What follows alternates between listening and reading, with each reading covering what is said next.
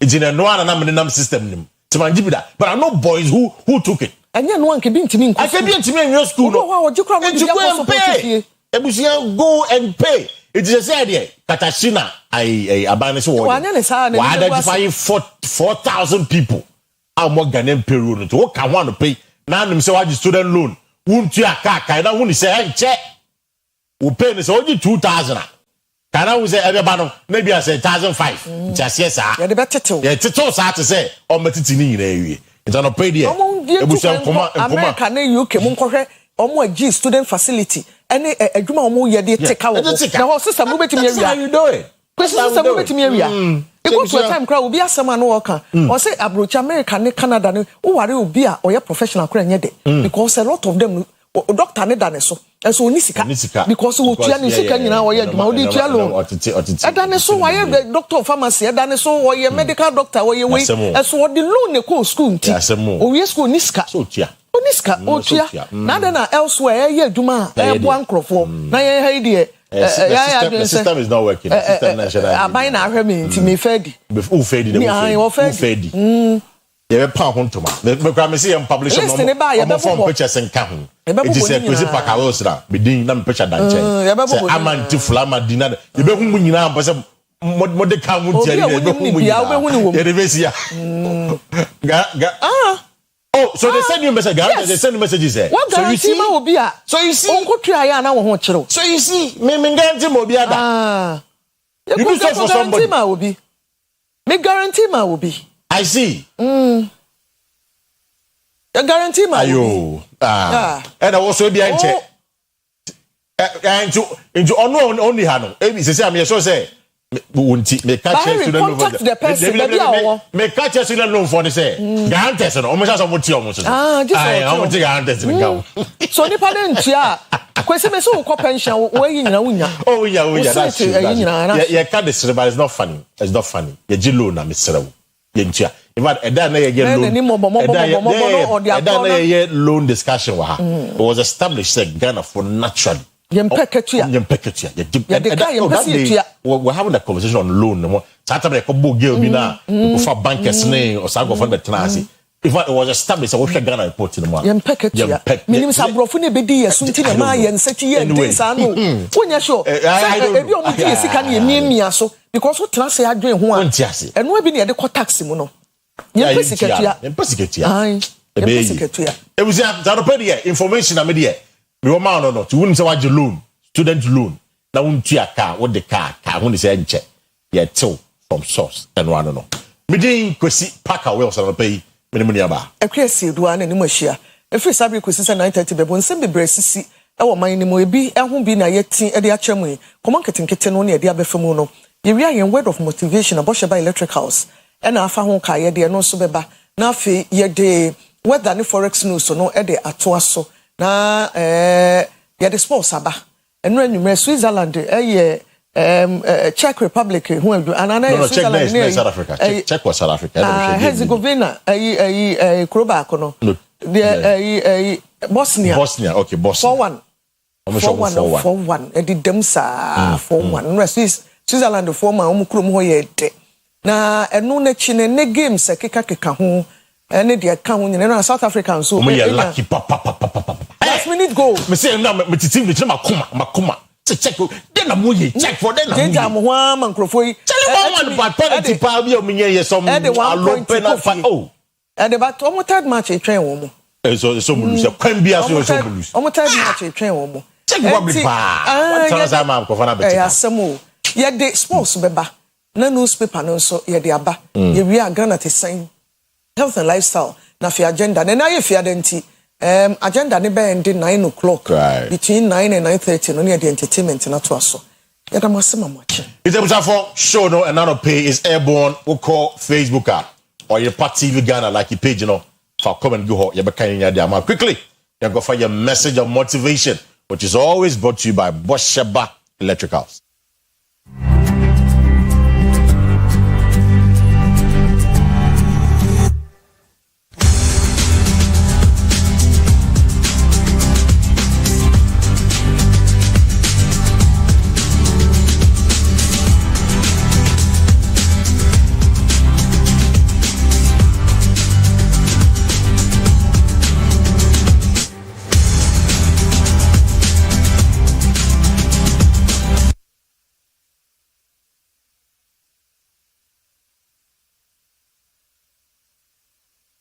Ebusiana pay yeah message of motivation. It's from a lady by name Greta Gerwig. Now the people say nobody knows what you have in you until you've done it. So I just keep pushing those boundaries, and I figure it, and I figure it, and I figure it will all come out in the wash. Again, I say, nobody knows what you have in you until you've done it. So I just keep pushing those boundaries, and I figure it will all come out in the wash. They're all coming. Yo, Auntie Celestine, Nidinia Greta Celestine Gerwig, or an American actress, or a screenwriter, or a film director. Initially, near seeing him no a duma or ye a film mu, and a fe Noma who do away in a 4th August 1983, 42 years. One Sacramento, California, United States. You kunu Noah Baumbach. Na wa directed films be Lady Bird 2017 on a director ye Barbie 2023 Little Woman 2019 na be ka ho. Ne parents Christine and a Gordon Gerwig. Na mami agege awards be Independent Spirit Award for Best Screenplay, Gotham Independent Film Tribute Award, and the keka only nominating enso for awards be waba films be mu. No strings attached to Munina, because what I know that 2011, no strings attached.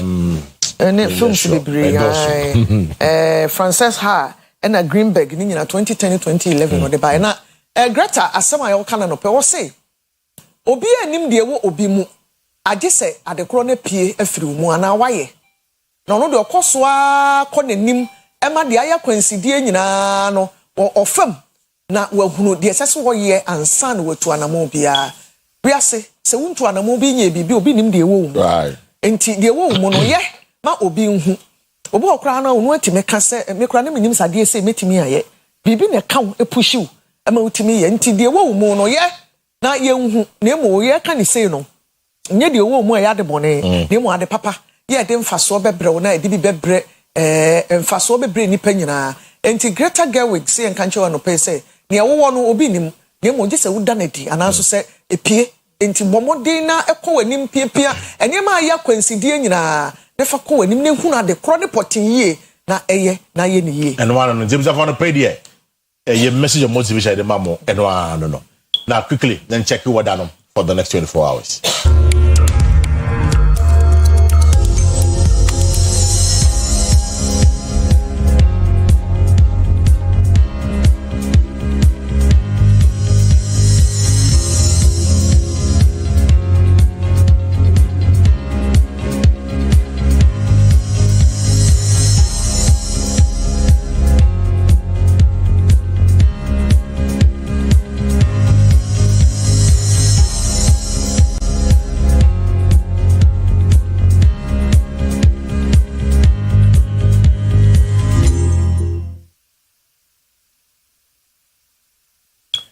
Ebusiano pay we share the current situation at Greater Accra a 66% chance of rain.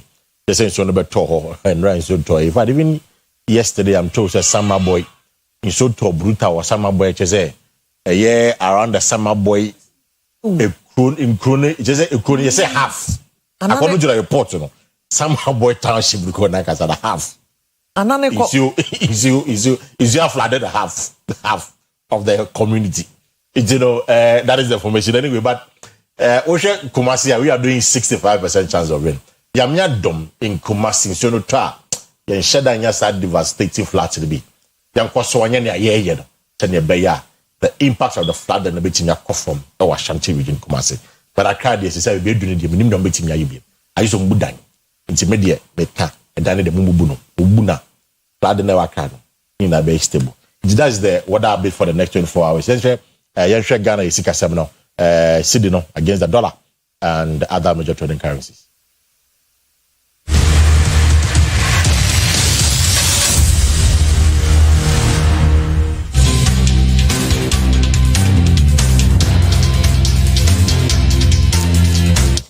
Yesika some and 19 June 2026 Bank of Ghana figures are or the amaya no pay any an American dollar no 11.16 and British pound sterling and I'm 14.75 euro and I'm 12.8 you know round na the did actually ne susunti ebeko 13 we beko 15 and the keke ka ho Canadian dollar and I'm 7.8 ti ebetimi akọ 8 and yuan Chinese RMB and so na 1.6 the be amode ni gina no pay eni enti mo ano pay mo bedi nkomo bi fesika sem ho transfers ahodo amobeye akokoko kwaman ahodo so amoma mo business partners ne de keka ho no baby ayesi de na ho den enam na Bank of Ghana de abre yewie ni say ya na atose yekọ agoprama so say the news ni obi ka efa sports ho pa na Kwesi na World Cup ni nti say other sporting disciplines ni nyina obi a makwan say vacation o baby a tennis ni hockey ni badminton ni de keke ka ho nyina ene obi a etuche the soccer diama agudie kese pa wi ase nyina wudin chain game bia eno ne soccer America wo kwa asa no mo frɛ no yen ha de yesi football ni nyina ya de kro no a na enra de sisi ye ewo mundial no ya bo de nyina no e de brembo yentwa ye ho nkomra yakoba up next sports.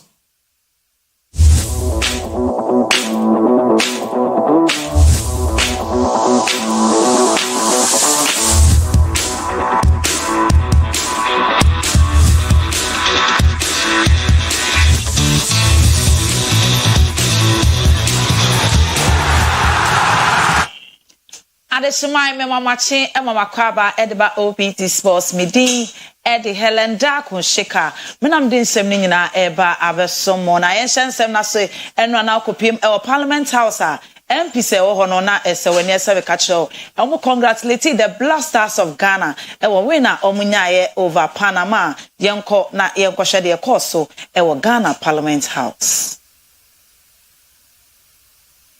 Before God, I said that God, what is trending, don't disgrace me. And then when they added the minutes, Mr. Speaker, like joke, I was worried. But I saw something, that the second half, I'm sure the angels had descended. We outplayed them, we did so much well. I saw the commitment. I believe if it is in the goodwill of God, with prayer, hard work, and that oneness as a state, because football always unites us.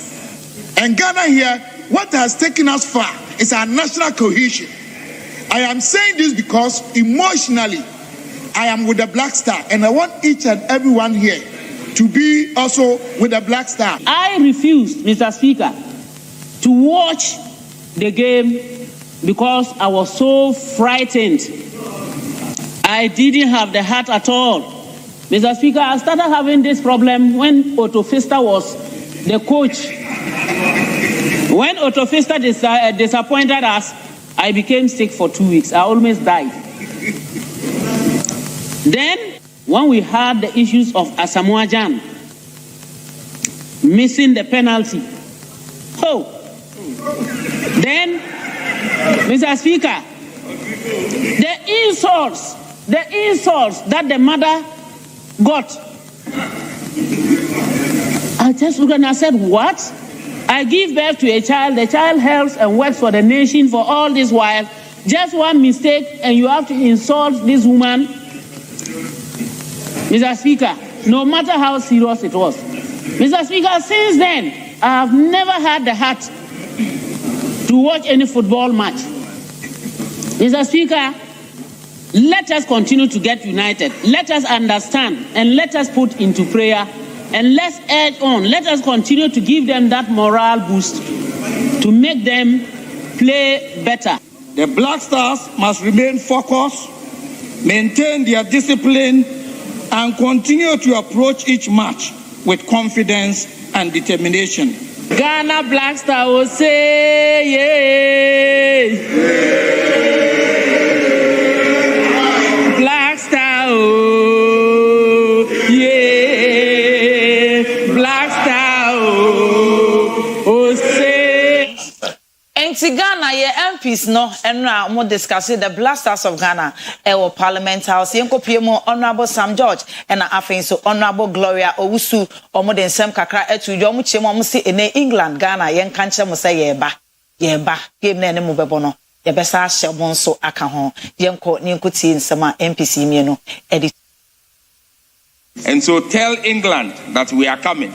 As we say in Ghana parlance, Wombae, we are coming.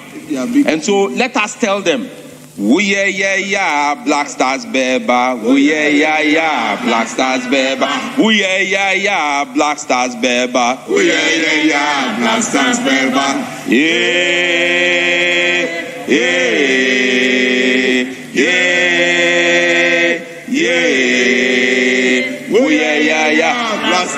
And to the 3 lions of England, ye din kunim, ye diko, ye besane dibium. Ye din kunim, ye diko, ye besane dibium. Mr. Speaker, yesterday was the first day I saw our Vice President dancing kakalika on the stage. Mr. Speaker, Ghana Black Star will say, yeah. Black Star, oh, yeah. Black Star, oh, say, aye. MPs ne say yen kan kire omo say ye ba ne din eno ene de e free honom e ba yen korem e wo the Blasters of Ghana team no enra echi after so munya win over Panama no ma shift omo adwini na e de akọ England game ne so recovery training no 80 me e ba so yenko na yenko boye ni akọ ma kakra.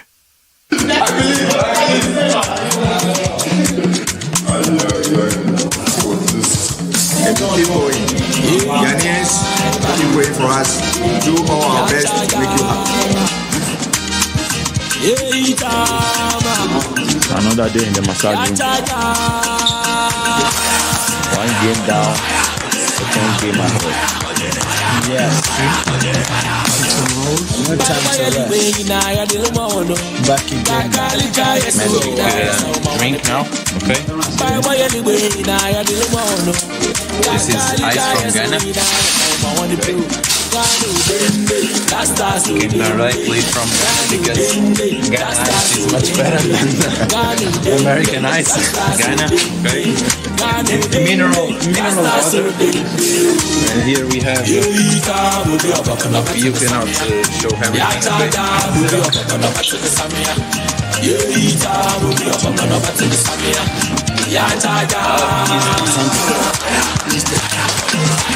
Ready. No, but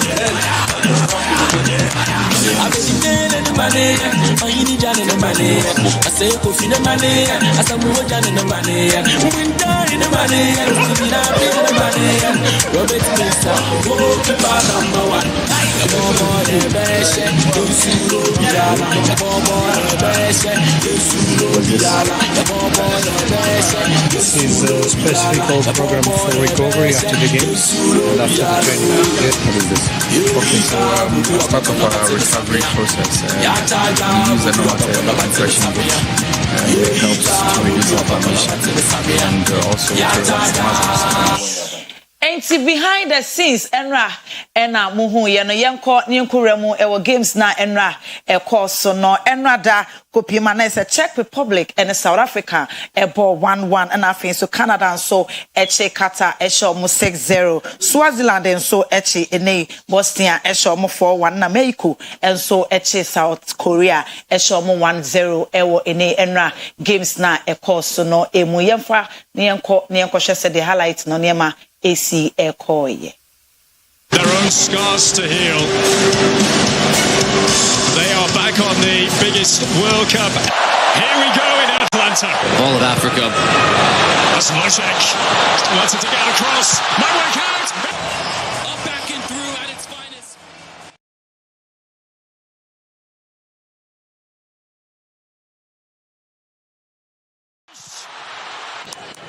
Maseko. Coming inside.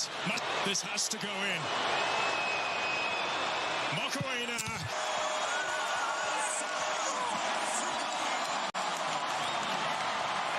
He's done well here. Johnston's ball back to the edge of the box. Oh, saved by Banana. Sharp as a tack, Lauren Moseley. For Buchanan. Lovely turn from Buchanan, and that takes a deflection. It's Jonathan David. Form has been questioned. There is the answer. Cannon back for Johnston. This one in towards Lauren at the back post. Lauren with a header. Oh, it's knocked in on the line. Wins it easily. It's a good header, a strong header towards goal. Get back. And Saliba calls it home. They get over to it. Guitar defender. And Canada have a 5-star showing in downtown Vegas stage. Fantasy football for Canada. See what he can do. Vargas with the cross. So you get a second goal.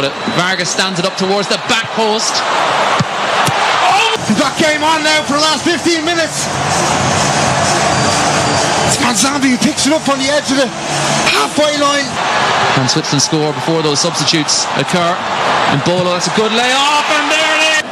Oh, Shaka, great ball. Ruben Vargas. Shaka. Enti enra say na games ni nyina esi ekoye ebusia yamfa nsem ni nyina ensi ha na mi kwei no Kwesi Paka Wilson eni ni nuaba Akua Asiedua etoa so e de free a midin e de Helenda kon shika na mdi nsem ni nyina e bae e de Helenda kon shika na mdi nsem ni nyina e bae e beso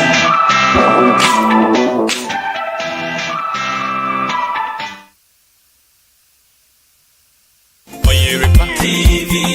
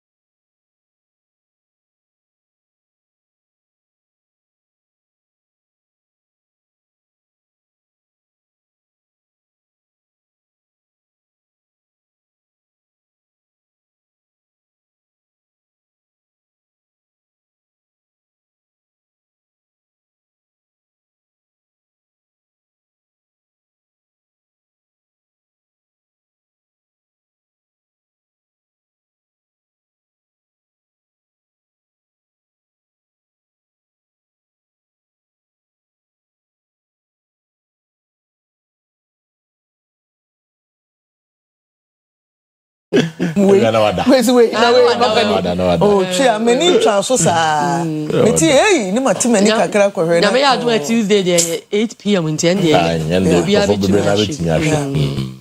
abusafo ya dey bon krata no e to aso amamo daily graphics near the edica truth and accuracy every day Ghana mampani John Dramani Mahama afi mampani dada George Kumukofo mumfonyini ene mpanimfo bi emfonyini na paper na twa ne kese aba world leaders to discuss reparation in Accra enti sade yemfa nse mpata ai slave yina ekokọ so na nkwasom ensama ekoye na UN omokoto aba wo ho ne ekokọ so ni nyina no mpanimfo se ehom pata nsi esie no omo dwen ho ewo enkran enkomo no eno no na student loan repayments to become statutory deductions.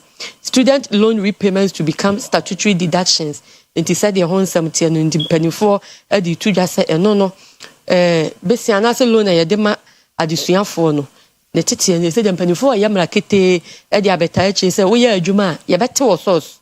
Ya bete ansa ne ska no aba abeka wonsa eno mu enkomo enso eno Anna 8 tertiary business sense challenge launched nti eno tertiary na school pomu dwumadie bia yeso wadwene dwumadie na mpanifo echema mapa ho ntoma esonko page 20 with daily graphic emu nchemu no ebewa ha nti Kwesi nsemfo am yensen na ene daily graphic etwa ba ani mu tutu. Okay, so I'm there upon the student loan chassis. Ba kubi wom. Half of Barkese Dam Forest cover lost. Ghana Water Limited na dia betuja. Nti nua na nyama na nke bo dam no ho ban baby no yese ye fan na amanfo atwadi. Ofonfo ho. Omdom sa. Nsia no. It is an American but the loan chassis no pay. So I want and statutory deduction. And now that they are going to do statutory deduction, okay, they say yeah. Very, very important. Because he said, we defaulters, mkoje na omuntua no. Etimi identify nipa bako 4,000. Omuye adwuma wo Ghana. Mpemo 9. Aban ene tu omuka. Ndisa ankofo no. Ene edi omo hyase. Edi omo hyase. Ye betetemo. Ye betete, of course ye betetemo. Ye hyase. Edi no enje the can handle pay. Edi would pay every Ghana ban wa very soon. Ye beto anasa kwana kutua. Ukona kutua dia ebe udi free. But when go to idea a better was source. Then going for them somebody statutory deduction. They say after 5 years, you know, they say when you car and no better say it's automatically. Sana system the bay. Omo yesa ebe boy yina. Tell the bay beti minchima no mo ba no so. So almost per loan ni bia, almost benye bi. Because loan no the same money cover sa. The man now be the anything. One is a kind of original idea. Sika ben na infa komo mo be chiri no. Emwa internet no mo yade then your reparation so and Ghana to say no ne de be yo reparation and when you remember you know some and no pay so no emu ne ye be okay and you for fifiri ba bi aba oh yes say ye do advance yi omo ye ne ya they are looking at the say oma gia to me say ye be ye is almost share the modalities and I say the framework you know how to do it yeah when you do this here. It's in the sound common. Oh, okay. It's in the sound common na. On my back cry. On my baby. A cry before say be benefit in Jessica. Those are the things that are going to discuss. So that's the framework they are going to discuss to look at what they are going to do generally. You're a canon. Miss One will be no mammy fancy and one more Barricade. No. Your free taste as we are 20 years. Sabra na friends of rivers and water bodies. Etinemu pa na ndu mosapon. Na ndu mosapon. Wa relax. Onyini ni o mebi nti waka. Wabre. O kwesi wabre na aka na nipa nti asa wo se utwa so na problem. Papa. Koko global nyina conferences. Na so o man na o timu na am say ya hwe den hu seriousness bia e won adwuma na ho. Ofiri kan se ba kase won nkrofo emfuo nkofo edua eye mfuo nsua no na fu bia so an nsu eda ba bi no onyame hyeda eye kwaye de fa ho se de be ye de bo ho ban nyesa wo wi abo nsu ni so direct timire nti nyankopon hyeda e ma nwunu to nsuo so said be ya protection so ye twa ni nyina enu egu ho yi nyina ye twa na afi nkrofo do wo ho ene ye do egu nsuo nim ene bi nsuo use chemicals e de fish because nsuo no wa bi nsuo no nkrofo yi mu nam na de eba ma ye boa ye ho esiesie me ye nom en wa bi enu bi ne ye no mu na ye de chemicals e fa na bi edogu mu no nsuo ne kura cha nsese wa hwa Kwesi pipe ni ahode e wo Ghana ye kuma se no in fact 2-3 days be ayeto pipe there's actually water shortage Janka. Yes because of activities I'm not kuma see show inshallah flow papa 2-3 days be ayeto pipe when I say ni ayeto pipe man no me sorry ye na me chini ye me say eba enu china there's a new site I'm say very soon Ghana water omu nyesika bi obi too well exactly exactly very soon Ghana water don't get money again ne boy ya dem ba umia wa ya they will collapse but not they will collapse 20,000 abetu exactly they will collapse it okay ubetu na wato o moto dia esiso na bo no na go pump na ko baby na eno sa no ya to pipe mu aboncho ya ntumu nya wa yi ni me bi mo kra o mu use normal Ghana water dey bi but overhead tanks a omo wo fie nti opompi gum ne ya to pipe mu na wato kran affect no so ehu nti mama ya ni nkoso ne nsuo sam no a ye ka na aguragura ese galam se brasanti abesimu sabra na na dwuma sapon e ka ne gidi galam se nyanye asonde adwuma se na no so asan be ka ho imagine say ye de chemical say yi nam ye do e wo nsua no galam se so nam fa akeke nyina bu afia ehu ya so de yesa ya de ehu ma ye nti ye nwie hiafo ho wo ye sikani na betimi ato nsua a hiafo do so chen sikafo nti ye nwie mobrofo so ye meka no ya di daily guide to aso e di amamo na reho sampa kese ya watwa baba wa so nde fe ye so ye mranim ni lawyer Sarah Arabatete ni mfonyini ene da ha no jubilant lawyer dies over Ghana Panama match 83 na di go be kata ya sha ya na ya na say sala na busu ya beto akoma ya sa na tie ni je ba itimi edin sabone ene empare ho so ana COP Lydia yakon donko enso da ha page 6 ni nchemu wa ha celebrate responsibly or face arrest police to wasi candidates to wasi for na mo mawie school na mo jemani no ya se mo fa sabinyansa ballet anya sa eni ubedi na no nchan a daily guide ne ni fa so e wo fom pa Mahama calls for responsibility in global push for reparation yadi kan di hon komo e wa hanum ti eno nso e wa ha na paper na ne soro pa benkum so ne fom benkum so Exim Bank fraud case court gives AG to me time to discuss plea bargain said the inchemunity on page 6 into identity the plea bargain na yadi hon koma ayanese afedi court ama attorney general na to me na ebere eso omo and discuss omo ni ho enkomo na Oforiata trial in absentia still on the case OSP not special prosecutor and the to just say Oforiata when you ebedi na asem nche say yatwamu da so wo ha epempe nti ensam and a daily guide and so the aba eno no Kwesi 26 there am say heart attack there shut down for 26 years of shut down find your way out. And when I heard the story yesterday I was very sad because when you were excited your mama bakro your only child of the lawyer works with a legal firm here in Kumasi. Kwesi free for ho. Yeah. I'm a Johnson so ONA. ONA. Works with a legal firm ONA. I was like my kind story. I was very sad. Say okay, you say sad. Say excitement keko. Ye Ghana is so collapse. Oh good. Amount for ye Ghana ono kwa ye benidi. I just said, and no Cortec Hospital. Yeah. I'm not Cortec Hospital. They're trying to resuscitate her. Yeah, they don't arrive. Yeah. And I'm pronouncing it. It's a very sad situation. And see, I tell people all the time, seriously. And I know that sometimes let me share video be so sir young man he walked into a shopping mall or say store bisa. Yes, he walked into nobody. So some CCTV camera captured him or not nobody. Or shop but party with rim. I feel to say I said and I saw baby and who's up here bit now. And one is a quarter piano or trap piano so I say we'll look at off. Oh, just like that. Got off from just like that. Some for PJ and the coconut. And maybe so I check a Central Market anymore. Your way, journalist, the office to maintain that the buy was so Nekadi traffic. So traffic nothing will be about Baya. And you'll be a watch by a driver knows who driving. It's your best. Your fire comedy. Is it? Men can say municipal court, but normal checkups. It's okay. Go and check. We say 26 a day. So my area that I'm 26 a day. 26 day. Too young for cardiac arrest. Too young for cardiac arrest.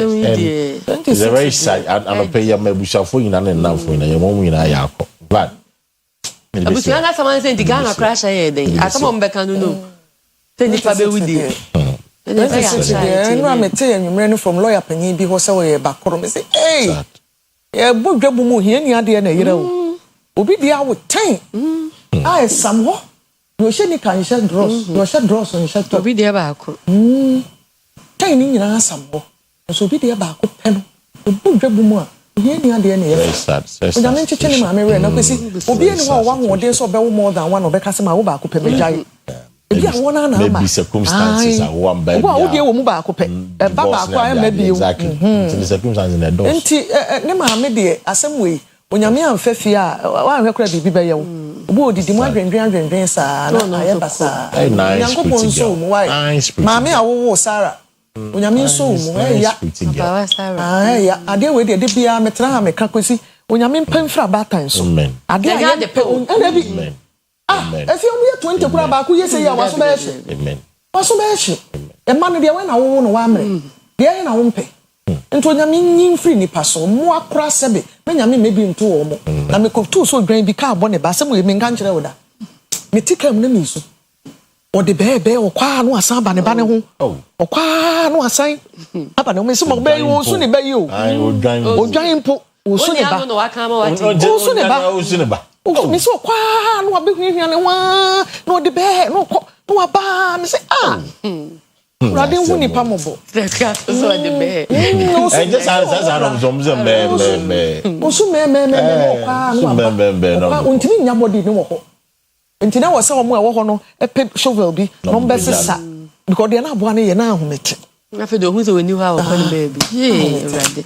For yanya swe na ye fancy are ho so ye be ya ne den happy birthday kwama Beatrice Hayford if you Robert Ebuansa ho and they say ye wish Beatrice Hayford happy birthday stay kwa birthday mama ni mi bi o se me fa madam perpetual oben amanfo we chorister Ebenezer Methodist asoy mo odweso and osan ka Christ little band ho na o ye circuit past chairperson anti pepe ana madam pep sa na e be frɛ perpetual oben amanfo we chorister we Ebenezer Methodist asoy mo odweso and a Christ little band and so we past circuit chairperson Christ little band for chia omunchia no kwemi refi omo di mu Methodist mu pa Christ asola na sango Christ little Christ little band for me say omo chia ye bomo se bibia ye pipe mu an ye giraffe Bibi, I say together we stand. Oh, okay. Divided we fall. Okay. And yeah, ma happy birthday, Auntie Perpetual. Onyankopon nhyira papa. No fan feel ni bebre nkan. Kwesi. And then my former colleague back, said Kwame Boateng, I'm sure many of you know him. His sister, Kwame Boateng. No, said Kwame Boateng. Kwame Boateng. Kwame Boateng said. Okay, I know the name. Yes, said Kwame Boateng, and then his sister Eddie the birthday. Just see far. Also, yes, sister Adjoa Sewa Buntu. Also, Bantama and the PZ. Now, Osemen can just 17 siblings in Nado. There's a new phone. I didn't know. Hey, Baba, 17 siblings. Across the world. It is a Ghana near yourself. 17 siblings that's your continent be wo yeah omodo so the 60 years and there it's mama adwa se wabosu happy birthday to nyame show mo papa your papa oh by all me say be free ajano of course you free down and wa fire sir e bi ti ye o awusa for ya di see o yeah cry gina oh say together we stand together we stand oh okay yeah call na be magic yeah papa mo ya hwiase okay nje ya cry gina sara o komata ni sara ayo ya tie dasi enti ya di si hanom na Akua Asiedua de Ghana te sen atra so medi e de maame efia nyako papa bi ya da wase ya mamumu enehye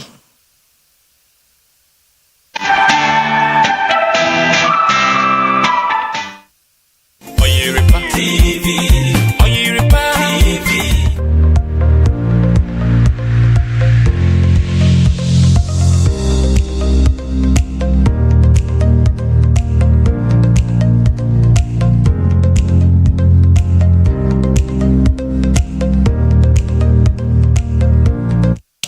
abusuafo ye mamu nyina chema mo akwa ba Ghana te sen so ne aduri ene de baabi aye kɔ ya bankasiem e won kran eno anhyemu bi kɔ so a aman ahodo a nkwaton ene adwadi a na ye difa nipa ho ekɔ awieye no saa aman ne bebre no a edifo ananso sɛ omo eton nkoa no ebi na ye beka ye a Ghana mampani dada na na do danko kufa do pen so kra no fi ase ene didi mu na mampani John Mahama nso ba ye wasan abeso mu sɛ ekwan aborofo no ebeto ebibifo nkoa ede omokoye nkrutu dwuma ewo wo aman mu ma ne wo aman aye fefefefefe ena bibiman so ehwere ne omapa na nka esese eboa ma bibiman so pegya ne nan no ejina ne nan so kɔ nanim no esese omo eye mpata bi ede ema ebibiman eno a wa friendship mu ama mampani agye nneoma yatom amomo aba a omo gusu esesa adwene na de call so abankese mu nra no yenkonkohwe bimra Enipa dwedi a tetibre mu na ekoso ewo wiase a na Kwesi kokko obefa nipa efiri ebmemu na ode wonko won krom de wonko ye nkrutu dwuma Ghana mampani John Dramani Mahama edekoto United Nations enim se enwo hia se mpanfo behwe na saa subone na ekoso no sempata bi wo hono ma edebe ma amahodo a wonipa ekoso ankwaso nim no enam so ema abato ekoso a amadodo na eto ema ensem a mampani Mahama eka enum ena adwumadie sonko bi akoso wo mamu amahodo wasoafo wo amano ne nsem so na onim die ene mpanifo ahodo abepim won kran mobuni mantema ma adwumadie bi ekoso na adwumadie na ase ena Ghana mampani John Dramani Mahama akokasa mampani dia to nse e aseda no de be ma amahodo a ogina achi na woto aba ede eje saa ensem no tum no de okoso agina mu se e slave trade dwumadi ekoso wiase no ene atentre ne a wonpe ede ama anipa ahodo okosa enkwasum ni mu no ebeboa ama timopo ene yaudi ehye anipa bi mu fa saa de no hono etimi every honum. We gather not merely to discuss the past but to determine how humanity responds to one of the greatest crimes ever committed against the people. We gather because history has summoned us to complete a conversation that began centuries ago and remains unfinished. I wish to warmly welcome all participants who have traveled from around the world to take part in this conference. Your presence here reflects a shared recognition that the issues before us transcend national boundaries and speak instead to our common humanity, our shared history, and our collective responsibility to future generations. On 25th September 2025 last year, I stood before the United Nations General Assembly and announced Ghana's intention to introduce a resolution declaring the traffic of enslaved Africans as the gravest crime against humanity. At that time, it was a bold proposition. It was ambitious, necessary, but uncertain in its outcome. It was rooted in our conviction that humanity must confront this history with greater honesty and clarity, not merely because of what happened centuries ago, but because of the enduring consequences that continue to shape societies and communities across the world, even today. There was no certainty that such a proposition would command broad international support. And yet, exactly 6 months later, on 25th of March 2026, the United Nations General Assembly addressed that proposition. and by a decisive majority, member states adopted Resolution A/RES 80/250, marking a historic step in the international community's acknowledgement of the scale, brutality, and enduring consequences of the trafficking of enslaved Africans and of racialized chattel enslavement. But before proceeding further, I wish to express my profound appreciation to all the 123 member states that supported the resolution. We're here in Accra to address the question that naturally follows: what are the next steps? We're here because recognition creates responsibility, and because the enduring consequences of this history continue to demand thoughtful, coordinated, and sustained international engagement. It is fitting that we meet in Ghana. A few places in the world bear such vivid physical testimony to this history as our country. From Elmina in the central region and Cape Coast to Asin Manso and Osu, our land holds some of the most visible reminders of a system that uprooted millions of Africans and altered the course of world history. Not too far from where we're gathered today stands castles, dungeons, and the doors of no return through which countless Africans passed before disappearing over the horizon. For many, that horizon marked the end of everything they knew. And yet today, the descendants of those journeys have returned, not in chains, but as presidents, as prime ministers, as scholars, as jurists, as activists, as historians and citizens of the world. History. Na jumadi na siana oman so afọ hwa amano nsem so Samuel Kujato Ablakwa enso etwa enamato omampani maama nsem no so a opani kire mu se ene nipa bi ene mpanifo ahodo kra na wonye ensem a na omampani maama ede tudwa atum no ahura so ma omu nyina age atum se saade na mpa e se ekoso na eboa ma se atrimopon efri honom opani na eto aso kire mu se ohwe sa nipa dwadie na e ya de a ha adwene enti enye nwanwa se na wiase nyina age atum se ampa na saade ni kwase wiase asetena mu. A major step forward towards the restoration of the dignity and the humanity of our ancestors. The adoption of Resolution A/RES/80/250 marked a significant milestone in the global quest for reparatory justice and represented a collective acknowledgement of the gravest tragedies in human history and their enduring consequences for Africa and people of African descent. We commend our bold, our visionary, and our dynamic leader, the African Union champion for reparatory justice, His Excellency John Dramani Mahama, for that sterling leadership.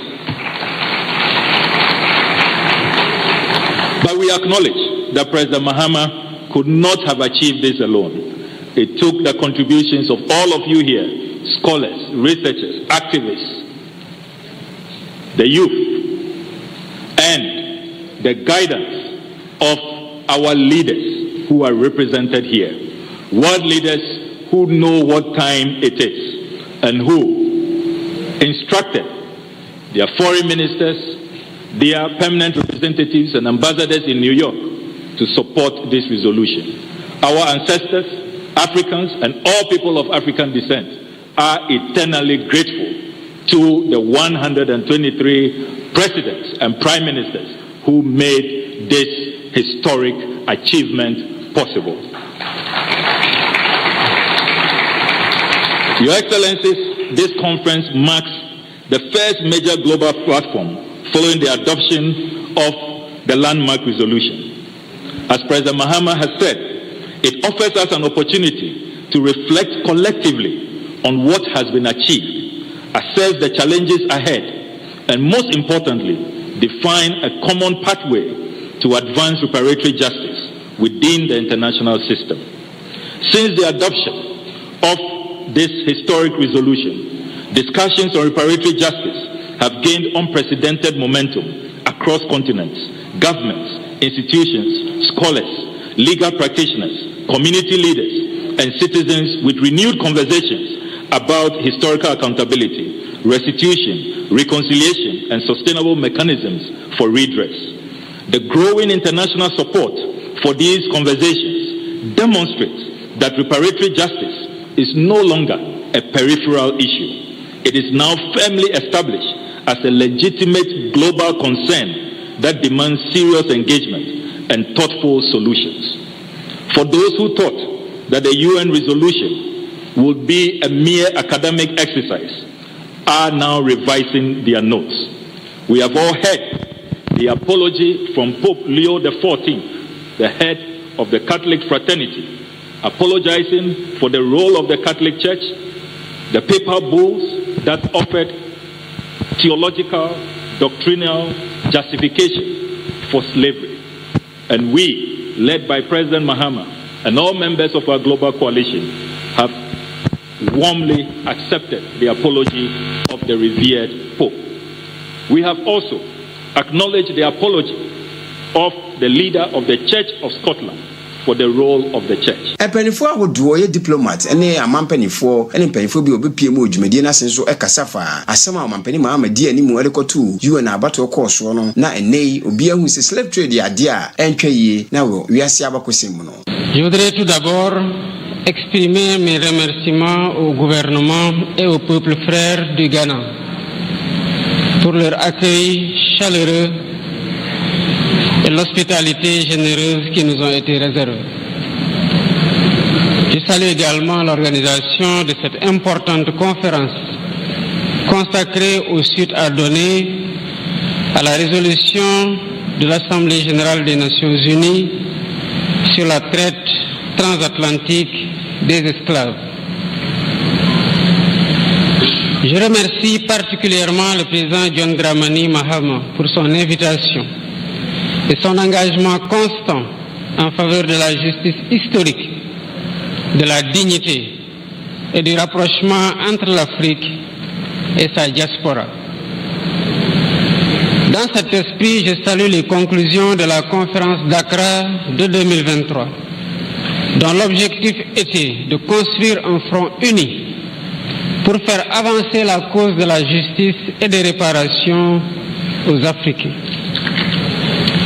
J'apprécie également les efforts de l'Union africaine pour donner un regain d'intérêt à cette cause avec l'adoption de l'agenda de la décennie des racines et des diasporas africaines 2021-2031. Mesdames, Messieurs, l'adoption le 25 mars 2026 de la résolution historique des Nations Unies sur la traite transatlantique des esclaves a marqué une étape majeure pour la conscience universelle. Pour la première fois, la communauté internationale a reconnu avec une telle clarté l'ampleur de la tragédie humaine que furent la traite transatlantique des esclaves et toutes les autres formes d'esclavage racial des Africains. Will lead to healing wounds and seek for restorative justice. I thank His Excellency President Mahama for the kind invitation extended to Namibia to attend this historical conference, which in reality is to operationalize the UN resolution on slave trade. We are also grateful to see entering the door of return, and this really gives us a comfort, adding to the hospitality accorded to us here in Ghana. It is significant that we are here in Ghana, one of the countries that bears witness to one of humanity's darkest chapter. In Ghana, the history of transatlantic slave trade is not confined to books and archives. It lives in the forts and castles that still stand a silent reminder of the suffering endured by millions of African men, women, and children. One can only imagine the fear, uncertainty, and heartbroken of those who passed through the doors of no return as they took their final steps on African soil, not knowing they were going, not knowing if they would ever see their families again. Many did not even know that generations later, their descendants will be searching for pieces of their identity, language, and heritage that were taken away from me. As it could be expected, even as they were carried away from Africa, Africa never left them. Across generations and across oceans, they carried fragments of our history, our resilience, our spirit, and of our humanity. Today we honor those survived, those who resisted, and those whose descendants.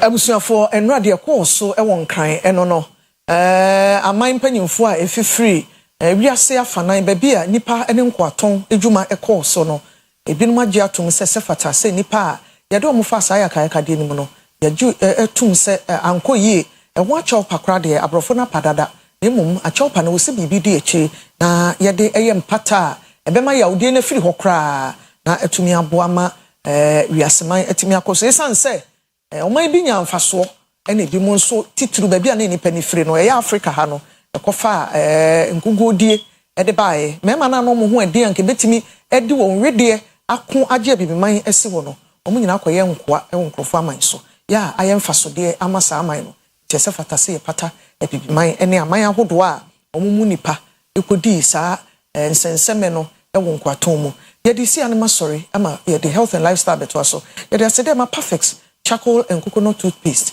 ye kamfo de amamo se guso awadwa so a ye ton a obi ankoto bi na onfa eni na busuemu edwuma mofra ne mpani nyina timi de bi twetwe wose e ma ne nyina ekoyie wa opebi ato okumase no Kwesi KK Enterprise o wokase woni Sunday International edi nhwani mu na ngona dwum ha ya amakoma fo nkwantam feature ha ya ngona dwum e ho so kwa Asempa supermarket e wo ho mo nkran mo nkop Madina Ashanti wholesale and retail shop ya e wo Madina upedodo atu anu afre 0541 545 653 and 0545 3941280 so na wajibi ndi de Kwesi do am sorry na the health and lifestyle beto am so ma mu nyina che come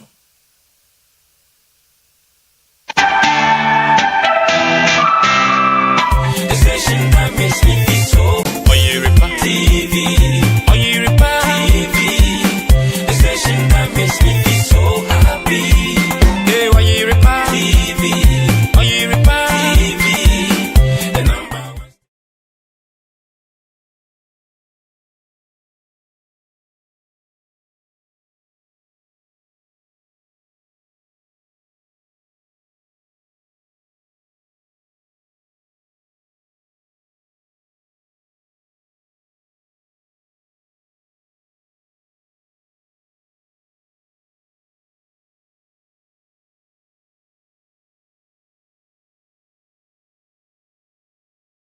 Oyerepa TV Oyerepa TV the number one Oyerepa TV Oyerepa TV the station that makes me feel so happy hey Oyerepa TV Oyerepa TV the number one Oyerepa TV Oyerepa TV the station that makes me feel so happy hey Oyerepa TV Oyerepa TV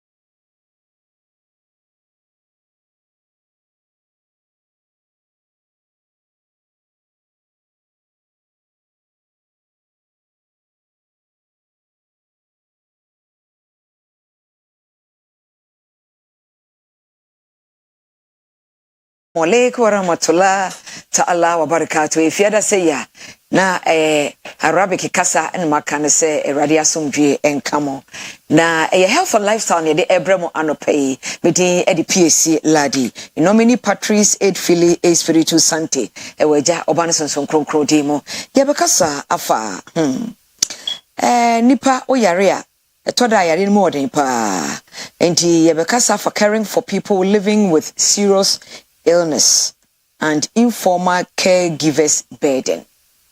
Say nipa oyare de more than na nipa all head oyare no oni ntiti esonko bia awode ehwe obi a oyare ebia ne maame ne papa ne ba busuani wo ya soreba ena waje ato no ho so say odonti woni ne watwa kanti wo hwe oyare fo den so oni ntiti bia wo seriously hwe obi a oyare ho enti ne mama Juliana Adekuma wo palliative care nurse specialist Confounded Teaching Hospital and I would dini duma wa duma won fie pi wo ho no ye ne no bedi nkomo afa ho Kojak farmer any cry mo ene anope Mama Julie, good morning.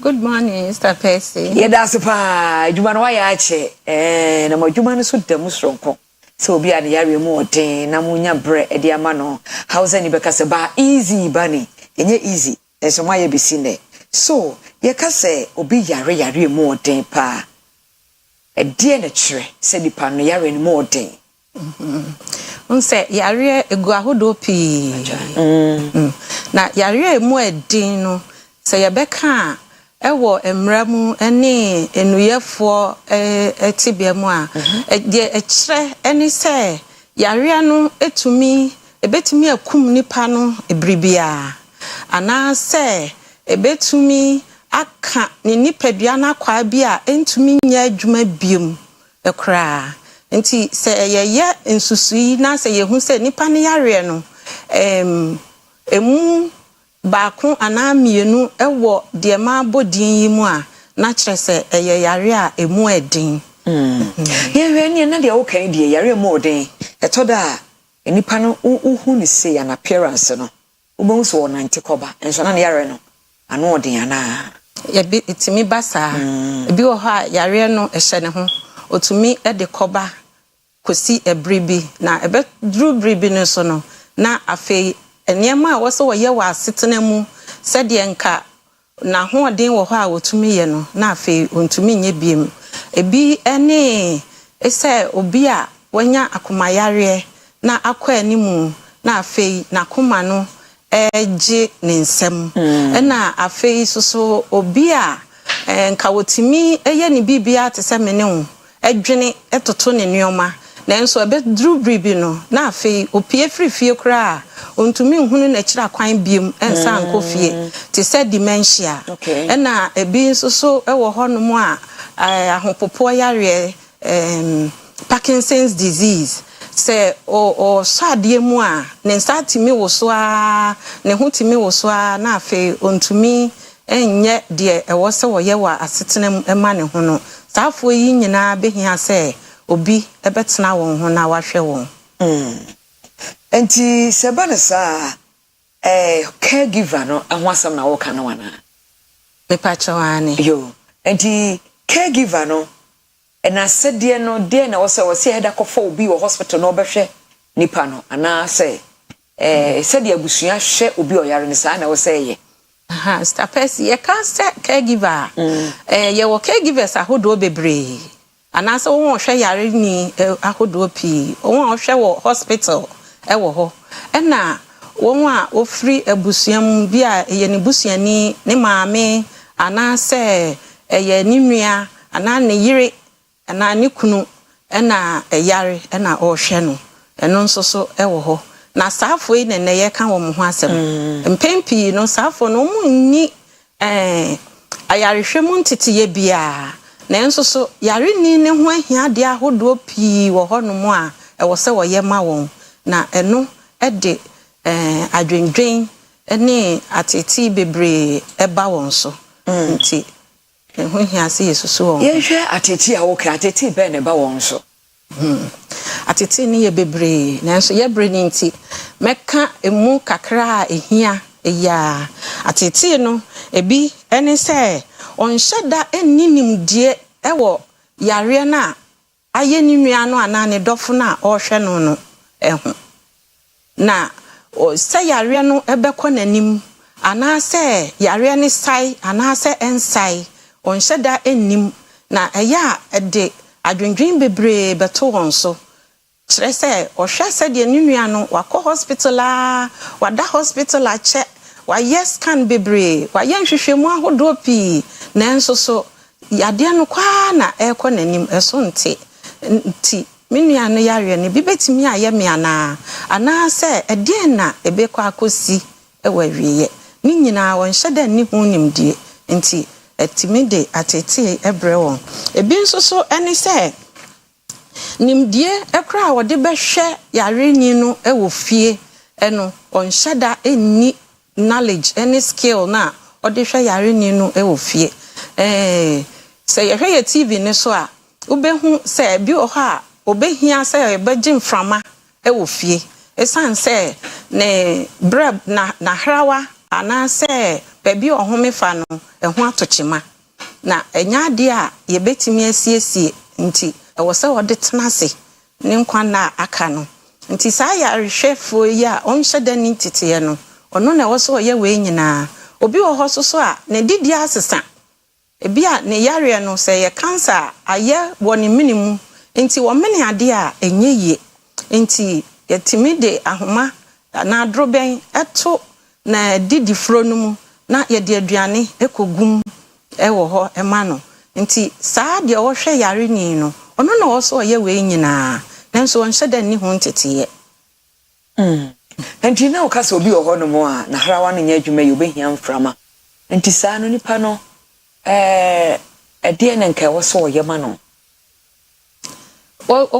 saa nipa no eniema oye ema no eye asetena mu niema ebema nia oyare no nso ne ho asisi ne ho so te se kakra te se de na nka de papa be hu no ana o se o de papa hu no ho ana wo se o sorry a obe manaduane obe siesie no be dware no obe mane eduro eni se obe sign de na hospital sa ade ye nyina pa ho a efi ade ye nso so wo se wo ye ebi wo ho asa nipa ya na san yi ni botomu sika edi to ni nro nti ema sika sam ho nsem denden enso so eba won so afei so emusua ni bi wo ho kra so a na ayese won hyeda nim de wo se okoye boa yare ni no nti na wono so aka se wayi nani nti na haw no abeto enipa ba akofo na oti yare ni no ehu because enso no anso kra no yare chen de yare mpu na ensunsunye wo ma na se bia won de wonye mmere utimi koba na yenhwe eba sa mu team no mu wo mo bia mo de boa wo mo ana ye team no ye ya ye ta ye titiriu pa eni se ye hwe se obi ba ye ho na ana se ye refer obi e de ne ba ya so ye ho no na ye team ni ye ni se ye din kan eye nhwehwemu eni nipa ni hia eni no esusu niema ho na afei ye behwe ye identify ne problem no ne how no eni afei ehia de a obehia na ama ne ho asisi ne ho so kakra emfa ho se yare no yentimi entu ase eno enti ye bomodin se de wo hwe yare ni no enso so no ne adewyo ade bia wo ye de boa oyarefo no etimi de ehawa hodo ba fi se bi wo hokra na wa haw bi wo hono mo nso so a na obrebebrebe nti kra no oda ontumi na oni ahomegye etimi ema mu BP ekosoro ebi wo hoso so a ebegya ne tipaye kese esan adwendwen a aya eda won so enu nti saafo ya nkasa so no asetena mu ahia de ahodo a ebema won ni won nanfofo atimi adi nkita ho ti se wo social life nyina so akate fi se oja yare ni ho a enyeye waye yare ni nan ne nsa ni bibia na wokoba nti ono ankasa ntimi nya kwan enye niema ahodo bi ema ne ho Star Percy de yare ho kra ne se ebi wo ho a ni a wo hwe yare ni no ni mfia kwa animu ebi ono so hypertension and diabetes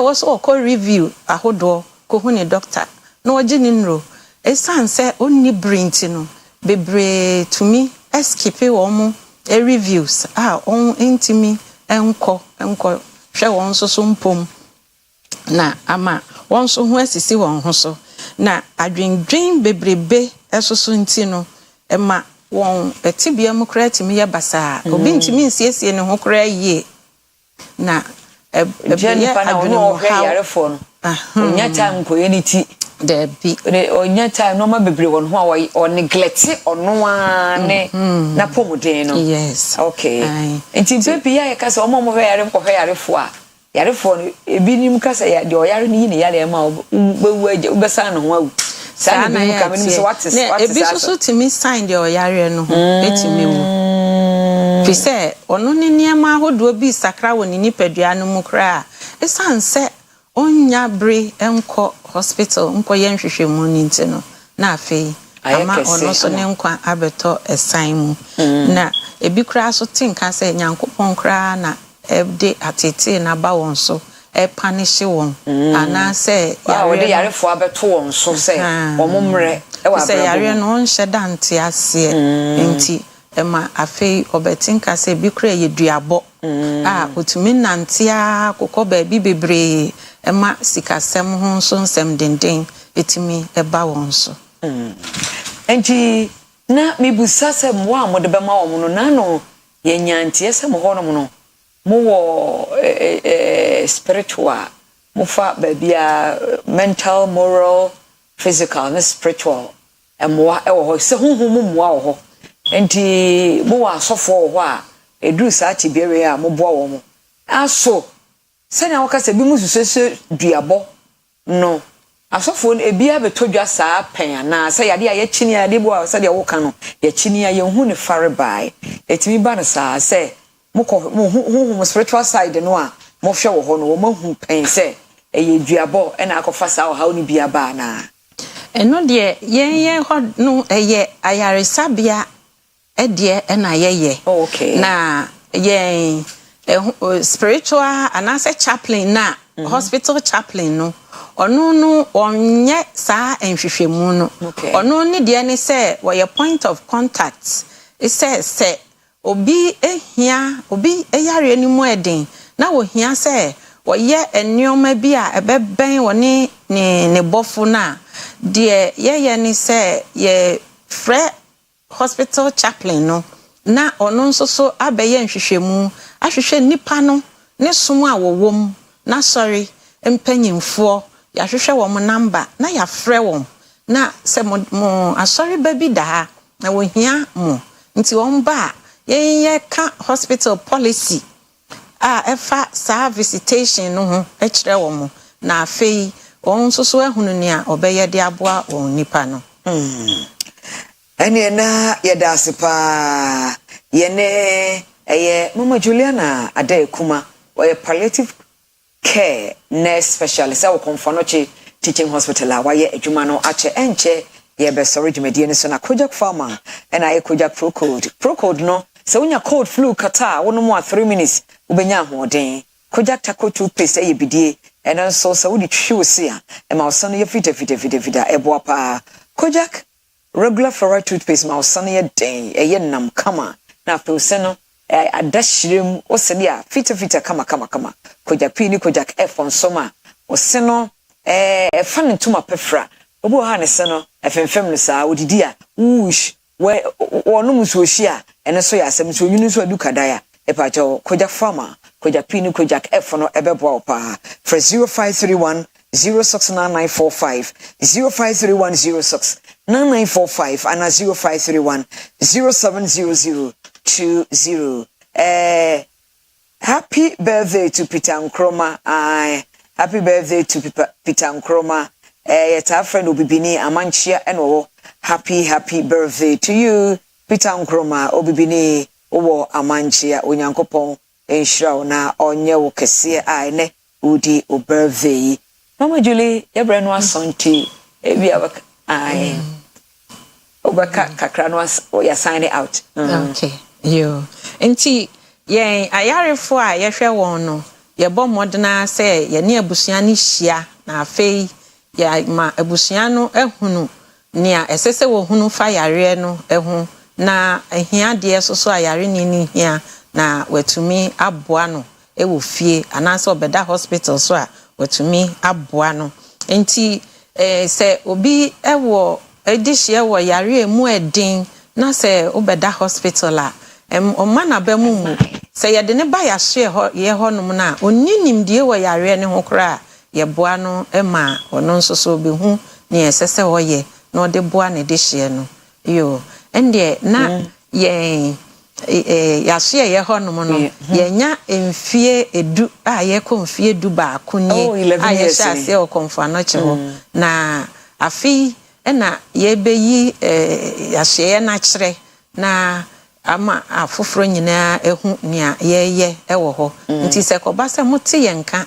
ese ebrenedu a yesremo etiefo aya na mo aba na mo abeboa yen ama yetumi apa ho ntema yo yeda mo nyina se ndakomfo ano chimpanyimfo a wo ma ho kwan a ema saa ehyiamudie yi eba mu no ase obia wo tie yen soso yeda wo mu ase yayarefo soso ayehwe won enyina soso yeda wo mu nyina ase sister Kwesi ene team members so yeda mu nyina ase se mo ma ho kwan ma ye ni mu hyiae. Yes, yeda ase se wo baaye. Happy birthday to Sister Alberta. We adwedini wo sokoban we free Alex wo. Happy birthday in advance to you, Sister Alberta. We adwedini e wo sokoban. Happy birthday to you. Happy birthday in advance to Sister Alberta. We adwedini e wo sokoban from Alex Nyakopon Shop Sanso and happy birthday to Peter Nkrumah Dodo na Afro Bibini o Amanchia. Happy birthday to you, Nyankopon. Ensure ye change over. Me move over. Kwesi Parker will be take over. Demo cross over. The other by OBT agenda in a deserve emotion. Encantadios. Adios. Oyerepa TV. Oyerepa TV. The station that makes me feel so happy. Hey, Oyerepa TV. Oyerepa TV.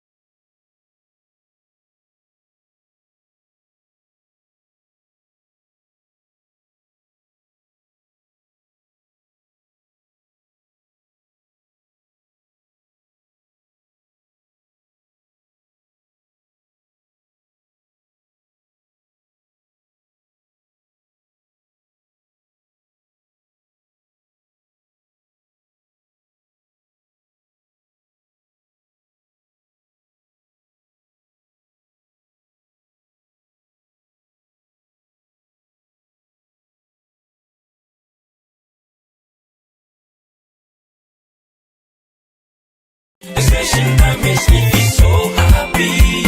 Hey, Oyerepa TV. Oyerepa TV. The number one. Oyerepa TV. Oyerepa TV. The station that makes me feel so happy. Hey, Oyerepa TV. Oyerepa TV. The number one. Oyerepa TV. Oyerepa TV. The station that makes me feel so happy.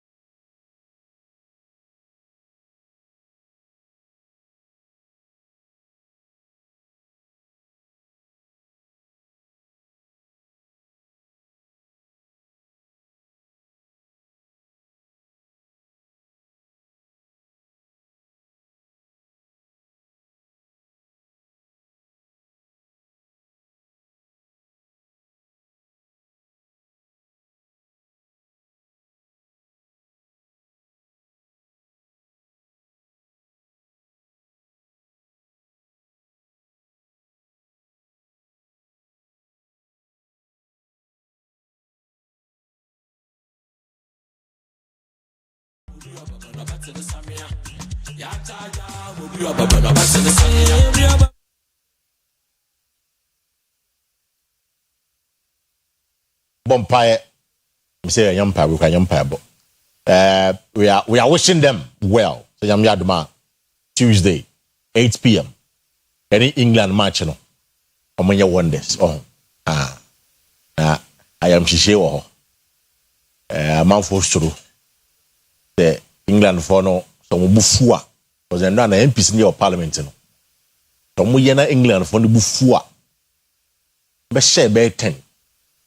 Oh, catch England for say you are coming. We are ready for you. Team way. But it was a for and I pay my mom will be a crab being from Oyerepa TV. So baby do OBT agenda. That is Oyerepa breakfast time agenda. Now this morning there's an interesting conversation you're going to have. In the last few days, and the last few weeks, there were incidents of students and a teacher for issues, baby. First of all, now a year in a SHS, students teacher ni baako pipa. There's just a video no. We was in Nancy so almost so ebi akosese nyoma bokudie oma botite ni crowd. Because I see a man crying, your mom crying so we exams in them. So there are quite a number of issues, and of course the bullying incident as well. It's in some of the question a man for Bishan say, for them no more. What are the parents also doing? I don't pay many a year PT and penny for bedding come right on the show. Now, just to ask them a very simple question. Jane Ena Omoye, Raphael. Kofi Gapson, where the General Secretary of the National Council of Parent Teacher Association, or Amanoso and Nano Pay. Mr. Gapson, Akwaba. Maka Wilson. Na me who na che. No correct. Me am who watch. Na me no uti. Maka we mi ama. Oh, me nyi wo mai. Me nyi wo. Ka we program kwa na offer me say member to the studio kwa mbo ba ko mi no fa enka sebe komo into details. Paka sanka sebi o. It was 30 minutes conversation ko be ko akire pa. Me no ya adwen. Mr. Oba Kumasi a mama so nti. Enti kanya mi nua ba kan na paka wa ya misuli ba ko. Oh. Ya na adwen wo say sibi ade na tie no. E say no kasa because in some ya jinsemu. Mo ya powerful crack am am you host for no. Matias. Na bi ya ko there. Mr. Captain. Yeah, damn yasi. Yes, only do come here, since only where the Daban, a bit of the Danyame, and the crack, and the crack, would be that banners of Badanya now. Wow. Now, I don't pay the boko. I'm sure since some but who number of your statement are what condemn a year the attack on the teacher for boko for no student in the choirs, I know money and daddy. But first of all, looking at the wave of students in discipline now, because I bet one too many, and this is not the first time. Baby, Nancy Ansom says, "Shodro ho baby, omuko intako," and I'm no boy back on the other. So, for more as Parent Teachers Association, are you worried about the trend, the growing trend of indiscipline among students now? Baby, can paka ne kwa from parents say indiscipline come out there. Students are a reflection of what the society produces. So the truth of the matter is that is what we are seeing. There's growing levels of indiscipline in the society that we find ourselves in. Profession, be a career, be a ethics, the share that was saying, find your mama, honteno, and the Albanian crophobia honoma. Or my dear mother, no, yet no more, no son and baby. The children are a pale shadow of what the society produces, and I have to admit that discipline starts from the home. So, bear 70% of the year for yes. And the car for maybe I was who's a journalist, but you are our for first. Of course. So there's no be away be a child for Jumano. And also na the action chain, a concentration on other careers at the expense of our job and our role as parents. And the parents in there a very wider conversation that encompasses everybody who lives on this earth and produces children. But any young choir said, right. ye was sabi ebusuafo a omokan ho ye wo yendamfofo ya yonkofo ye bronofo obi a role to play na tete no akwara ye bone a obi atimi tia no ema ekoyie say no kwati obi ba ye say hey child abuse ye say sabi o tumi be na wa be kan say tia me ba akwada no any addition punto and o man punto no so be how do we call it nobwa nobwa you know say kind of boom discipline there Sabio Mekai former vice president Elijah Liu Mahama baby obi anya fan cleanse right even that time no more say levels of indiscipline are too much into or the official public or more abani and share say we should educate the public about discipline. That's true. I don't know how you do baby a drill. It is said, are you therefore suggesting to us, we live in a state of despair now? Generally, as a country, we are doing well, but the few people who are misbehaving, is putting us in the bad light. So we need to enforce discipline. We need to enforce laws, rules, and regulations, ethics, and the conduct of behavior of students, of parents, of teachers, of any other person. No, and saying now you shouldn't come once. Now, ya is idea. Now they be an assembly, a generally, people by nature don't want to be responsible. Exactly. So until you reinforces what the law says, or you re-echo what society is expecting of all of us in the small roles we play to build this country, no. As National Council of PTA, we believe that development in education together we build. So a stakeholder collaboration, a stakeholder partnership. I see. Our phone quantum or church phone quantum journalism phone quantum. We all need to put our heads together. But Gabson, when Rebecca said charity begins at home. I agree. What you say? It's excessive from right from the conversation. Akron formative years, you know. Oh, it's if the parent is irresponsible within the formative years of Akron, right from primary to JHS, obviously, you know, the parents were neglecting the responsibility, you know. So, one day, a chunk of it should go to more our phone. So that was when I started. I said that discipline starts at home. Right. So the home is who? Is it not the parent? Exactly. And the larger society of the home is the community in which the child finds himself. Right. It's part of the child's home. Sabe Pepe. Sabe utu kwa baby. Na uko kumasia. Unya uro kumasia also me drufi. But we because my drufi. Yeah. One shoka ura them. Now undu area krampo so drufi. So that is it. So after that conversation, there's no hard and fast rule about it. Okay. But the home, no, we should look at it from so many perspectives. But I'm saying that ultimate liability, ultimate vicarious liabilities, and ultimate duty of care in the home sense lies with the parent. Okay. But in the school environment, it lies with the teacher. With the teacher. The teacher near Sabio, Oya ne Juma said a fata. Oya ne Juma said the or minor chef, Oya ne Juma to show say or a professional teacher or a role model. Na Sabi school koda ko teacher sa teacher in this one. Because Sabi Oya ne Juma, I think that teacher must not be punished. He is a hero that must be celebrated as a country. No man be sana koswa na hono de awofo no yedi fokra. Ya sama nye. They say kan nyonyo kire won say enkoyi. Na taso na teacher ni so Sabio in his role also as a parent or a guardian in the school. So man correct to a role model.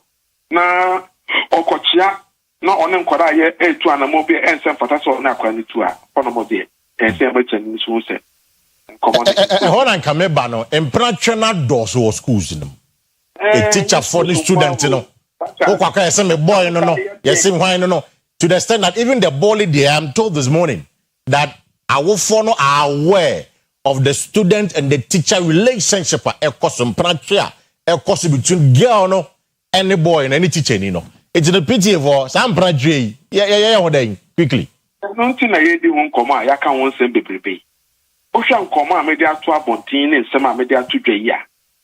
My daddy prefer say, I said, yes, no, as PTA for no, titro free fee as our for, and son as an association. No, the Muago. Na, un say, do baby na, Sabi, Apaya said, be obey to my yard. And so I am careful, I will put in the crown. What said I saw you if you cannot refuel. They may pop our phone cocoa say. Obin to me door by and channel. Right. Obin to me door by ye and channel. And untina Sabi, I don't know whether it's from the Catholic Church or from the Catholics. You see, you cannot be more Catholic than the Pope. And I'm a boy. And no, you can't be more Catholic than the Pope. Be more Catholic than the Pope. Exactly. That's why I will for say, young Quadan and Titi no Muyono. Ye dean a dan Quadanaso. A koya, my. And koya, yen a boy subo. And our Quadanos was Subai be, I want to know why ye nim. Say, yet no co school.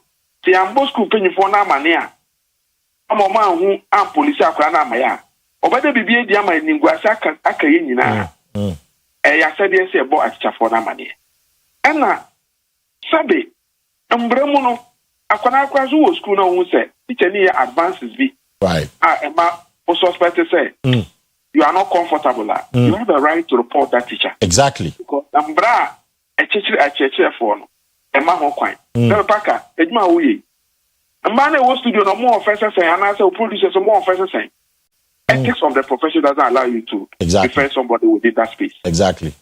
So, by a cry, so we issue public notice. No being was away there, I couldn't say no being who I have some for. But I know at that level now, more adults are full consent can be guaranteed. No crown. Yes, say because of the ethics of the profession, management, no policy, no operational regulations of our panel, more image, no more branding. Oyana is transferred by a kind. Right. It's the same thing everywhere. We are not learning anything new. It's the same resistance and protocols that we all need to exhibit and then make sure say you're very reinforced. The best say some baby attacker, maybe I would see. The Okas of my national PTA, you more education sensitization now we are brand ambassador. You never anymore packer. You man want a super, you know, was said here. So don't see yourself as a journalist, see yourself as a member of the National Council of PTA. Right. School hour. So I school. What to me? I should say more business school. Of course. There are quite a few of them. We are all in that space. So let's work around it together. Matthias here. Gabson, may that side of pen, I will create the will be your final words because if we say let's introduce a year Kenin Kakra our system no to whip the people in line, make our students in line now they are the. It will be your final words now to family in a minute or two. Final words or what I will say is that violence has no place in our school. Teachers who oppose discipline must be protected and not punished. Right. Discipline starts at home. No student has the right to attack a teacher for doing their duty. Champions are not made in the ring, but on the training ground. Right. Who is school akoda can we say additional usuano atemuda oho and social brebeba. Exactly. The only there, not day of accountability bar and training so be on their pop. So bit my copa say I'm na frustration setting in. Na mo take such for some no to form it for body. Mestre say that's why I'm boy. And hard work is the only shortcut to life. Be a short packer. It's through hard work that has gotten you where you are. Into mestre aka say mediocrity cannot be substituted for excellence. Excellence adds value to you, and that value addition comes with a brand that you should be able to defend. Into mestre say obi oye or church sebe oye na juma sebe se fata o bo ama ye be man kwara ntete papa be tuma discipline kwara na de ya said yes ye be bo ama no ma de akoyi ama ye nyina the mestre aka so biom say sebe o yimi bata akwara akoma so na bible no say ye de aba na eden ye tene no enti so ankofa de enchiri ye ko so ko import policies be no laws being under so many conditions na system no ye ni ba first bit me massa regulation na ye juma MY violence here so baby no abrochira aka CCTV cameras will be anamekwa true na ye ni sa no man o ka CCTV cameras will baby teacher ni no do ye we nyan ni kwae ana akwara no say akwara na ye bibi na provoke teacher na ke be hu the whole picture even though it still doesn't justify what the teacher did. Exactly. The master aka say nkomo no say nya bread prekope na yetimen transe na yendo musu kopa na in some way educational space no is clear tells us that as a country we are doing well, but there's still more work. There's still more work to be done. That's the General Secretary of the National Council for a year Parent and Teachers Association, Gabson Kofi Raphael, and I need him come on. He made a very interesting point, say that the boy say yeshana say mwa say to Mrs. Sano. And many have raised concerns about corporal punishment. He say a ban and I don't pay me MC I'm never doing come. I just say no teaching. It's in a ban say the tin crano. Wong nan crano omajuno daho. But I say as I juno no and that hosa see I'm when we or exams into one tiase or kobuchi cheni. Say one tiase. Tianopedia and Koma Yedino, going forward, we try and do a lot of sensitization. And I buy a wolf for no and a teacher for no so on the home I said and a teacher wolf for no entity and color and year with you. And their community, the most social media and entity and colano and boy. What the number we are saying? You owe a duty of care and a responsibility to be shackled. I'm not a penny, but if I depend for say, so I'm obeying so and color Bema, when you will be swaman. And pay and some of the jamu. I don't know. Now, Mininka Bom Cocosano Pedia, Meko Asantachim North, a year municipal assembly. Now, many Yamame, ya MC or Edding Como. Honorable Sarah, Amwako, Ewaha, and now pay. It's Waba studio. I say, Yebedia Santachim Como. It's what some meaning in an pay TN.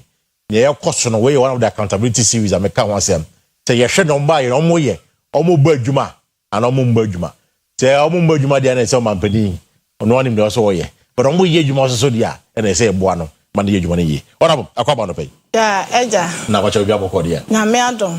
Pa so na mo so mo ho ye. Oh yes, ye ho ye pa. Na we say nkomo we dia nya nkomo dia. Na so me ye sure say why ye yes na wo chadi. Is it true? Pa so na me teacher ni before answer na be MC. Oh, now you teacher ni. Oh, I see. It's in common. Well, I saw videos I call question that day. Would just a quick comment on that? Says oh, you teacher in the once the teacher, always the teacher. Any comment, any quick comment to be on that? Oh, a photo kakra. Me de bema minuanum teachers for ne say. Omuma yenye be careful. E won kra na ye kire omade no. Omuma yen stick it to the reason why ntia ye de yakokọ schools ho. Ye kwa ho se ye kwa kira de. Right. Ya nkwa se sabe ya no nkra na ya kwatwempra na ase ya no amukoye bibi basabasa enti de enti ya kwa ho no no enumom e na ya mfa ensi ya ni so ni amu ankra ne antetre wo mo because da chi ni ho a e ya sankra no na ebeba besi ya anan ti se ya antetre wo mo a etamu kama yan ya so e no mo betwe etuo ne asekan e de aba ya so wa abra ye we fie mu a ya nyinyi anka ye hu ne se e se ya je ya home no sankra we mu abesan asole ewa yen so enti bro na wo kan de me ne wo ya adwen ye na ya bo ye pa bi fansan ya bedru ha enti kan ne de esan introduce wo ye school so mu a me hu se ebeboa ebema discipline yes family me no I see yes fa kins ne na ntintrin kwa na yes kwa bi wo ha a wo di kan kasa che na otie sa wo kan tra sa kwa o hu ni so agro bi kwa agro na wudi wo ye de but uchi ni ja ho na utwa ne to betre na afa okotran se na hyehye na sa wo ye bibi na emfa kwa ma wo bejai tikan ne de emfa ensam rabi mati MC medasi o se ono ya bone pa yam bona ga mi show go be MC ado ya bone pa ya be ti ya boye ya me ye twika ya ma kakra na ade it's no kaka be kan but na municipal assembly what is saying as I chat them know what is saying na me adom e ho ye boko what the din boko bibi e koso papa gidi pa na say me say o say you say o che drugs for bi na ade akosi say me pa cho an ye go so yeah ne say ye kwachi wo ma de benya bia e ba e be say no mbe say drugs yes say drugs samon ne ade ni nyina ye twa ejatum e wo mo ni mu hwa ama o mu hu say ade na o mo ye no ye nsoso so enti ye pese o mu jai no o mu to ase e free ho me kwa de nke betumi akasante achem na ofode kayem pesa eniama ni bi wo ho timka che o say enya nro no nkwa na se bo ton wa obenya ska ye woni ama bebre binum nto ya kwache o me hu se binum to nku ene de akeka oni na oton wa ubenya ska bet so o se enro no nkwa na ombeton de a anytime be e be kwa ransu bia de benya bia ya de ba o mani mu hwa ni e tweja tum ni ahye no to mu da ha o mu hu de ekoso pa is it the case say mbebu no mo ho no omu right do boni no mu ana is that the case in Ewa Sanchas me pa so ebinum ru mu pa ebinum ewo especially omo twi praja no praja for no yes omo wasade ni mu pa enye omo di twi praja ne basa hadwen pa ntanoma wo twi so be boa me da se be boa wo mate me da se ba fe yenko wo ba ye one question I'm for baby son said no MC cra and may the first time I heard of you was the Independence Day now for security videos be around, so I decided to look into you more. And the question I'm for baby son said honorable MC by in the last 15 months of the NDC administration then I beat me Gina Swaka me by my year and the amount enough me da se me fasa akwanya we so na machia asante achim na ofufo nyina minim say dan ya ye ba ha na ye cry enti by now ebinum de omo afide ato hanom omo hwe na omo tie de ekoso timechia asante achim na of efri empani so ya hemfo ekosi mofra so nyina mechia omo minim say na me adom nti obi bia ho ye ewo ba bia owo medase ene wasem bisa edikan me ba office no na no June 16th June okay and I mean 1 year to 1 year okay June 16 June 16th na mean 1 year but ya buy ne there ya nya one some years yeah and then 19th yeah no 3 days ago me pa try na mean 1 year office okay and I'm so do be the May hobby me birthday so me 25th May you say I'm for a celebrate you pa when you inviting for party by any shame can was but the entrance me da said for me invite him but yeah no na ma sa fa sa kwanya iso na ma da his excellency John Dramani Mahama se ewo gidi a onya wo emamu wa ma MMDC is no 30% o mu se onya ede but oguso minim sa time kama ye benya 30% a omo ye firma ye benya omo amo abeboa government initiative oye enti me fasa kwanya we so na mada omampani ene Ghana ban ase na mejina menu aman no ya hye ne bo se ya nso dwumade na ode ahye yensa no ye beye ne aye niye na ye nwu nanimu aseda ye beye mpo achen mema na ye ne wo mo edi dwumade no enti ya yere ye ho that's what men can do women can do even better yes and we can even do better enti ya ba ye go so gidi pa ye de betimi ne de aboa yen communities ya iwo mu ti ya da o mampani ase me ba ya ne ye to anamo bebre ana me to anamo bebre ya wo me constituency ana me peso mu which is Asante Acham North Municipal me start here free yakwan samode obi a ne wo tie mi bia be hu se the fans and ya baba na ya buy na ya kwan samunya kura go town route na say me ka Asante Acham North including agogo na ya capital town exactly na kwan ni nyakura me kwa me ka ni portals me ka ni manhole yes because I want to project mu na wo kwa wudru ba bia otumi de wutwa curve so one so we ni mu ya wutumi kwa every baba from wow because of support was into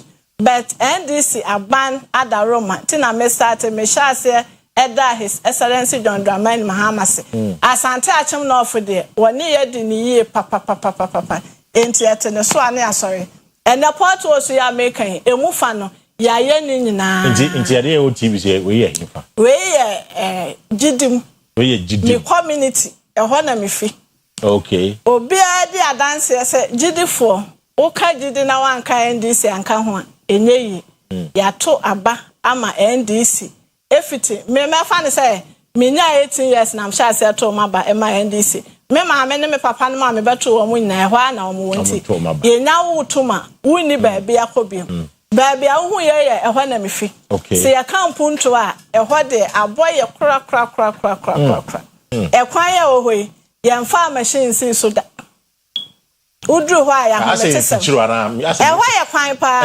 ekwan papa we ase mu ase mfichire ya me cho asa ya mfa machine sin so da sense ya mani Freddy obi yale amoso ane dese no omo de no abakurom abefaka enti se nyame amoa enu se yemfa nipa ndru hospital no na wo free mu but me buy as MC ya me san free community mu no me bo me homoden say meye bibi ne ade ahye community no animu nyam no omo so omo do omo say so omo say NDC aban eba ya ye nya MC ya o free community mu no ejapade ya yenso ye nya ne we be ka say wo free won ti na wo ye kwara amom na won ye bi won obi de wo ye wo de wo free won ti wo ye favoritism ewom how do you respond to that because every before be can say hi MC kwa konukom kwhwe obai wa ye no kwanda kama say wo ye favoritism you see national case e chene pepe no bi anya bi wo da wo ni na ko group me da se me nua me tu ahai me nua manum e say ya me no to ya fa me nya edin ba kwa kam do ya fa me Madam Asphalt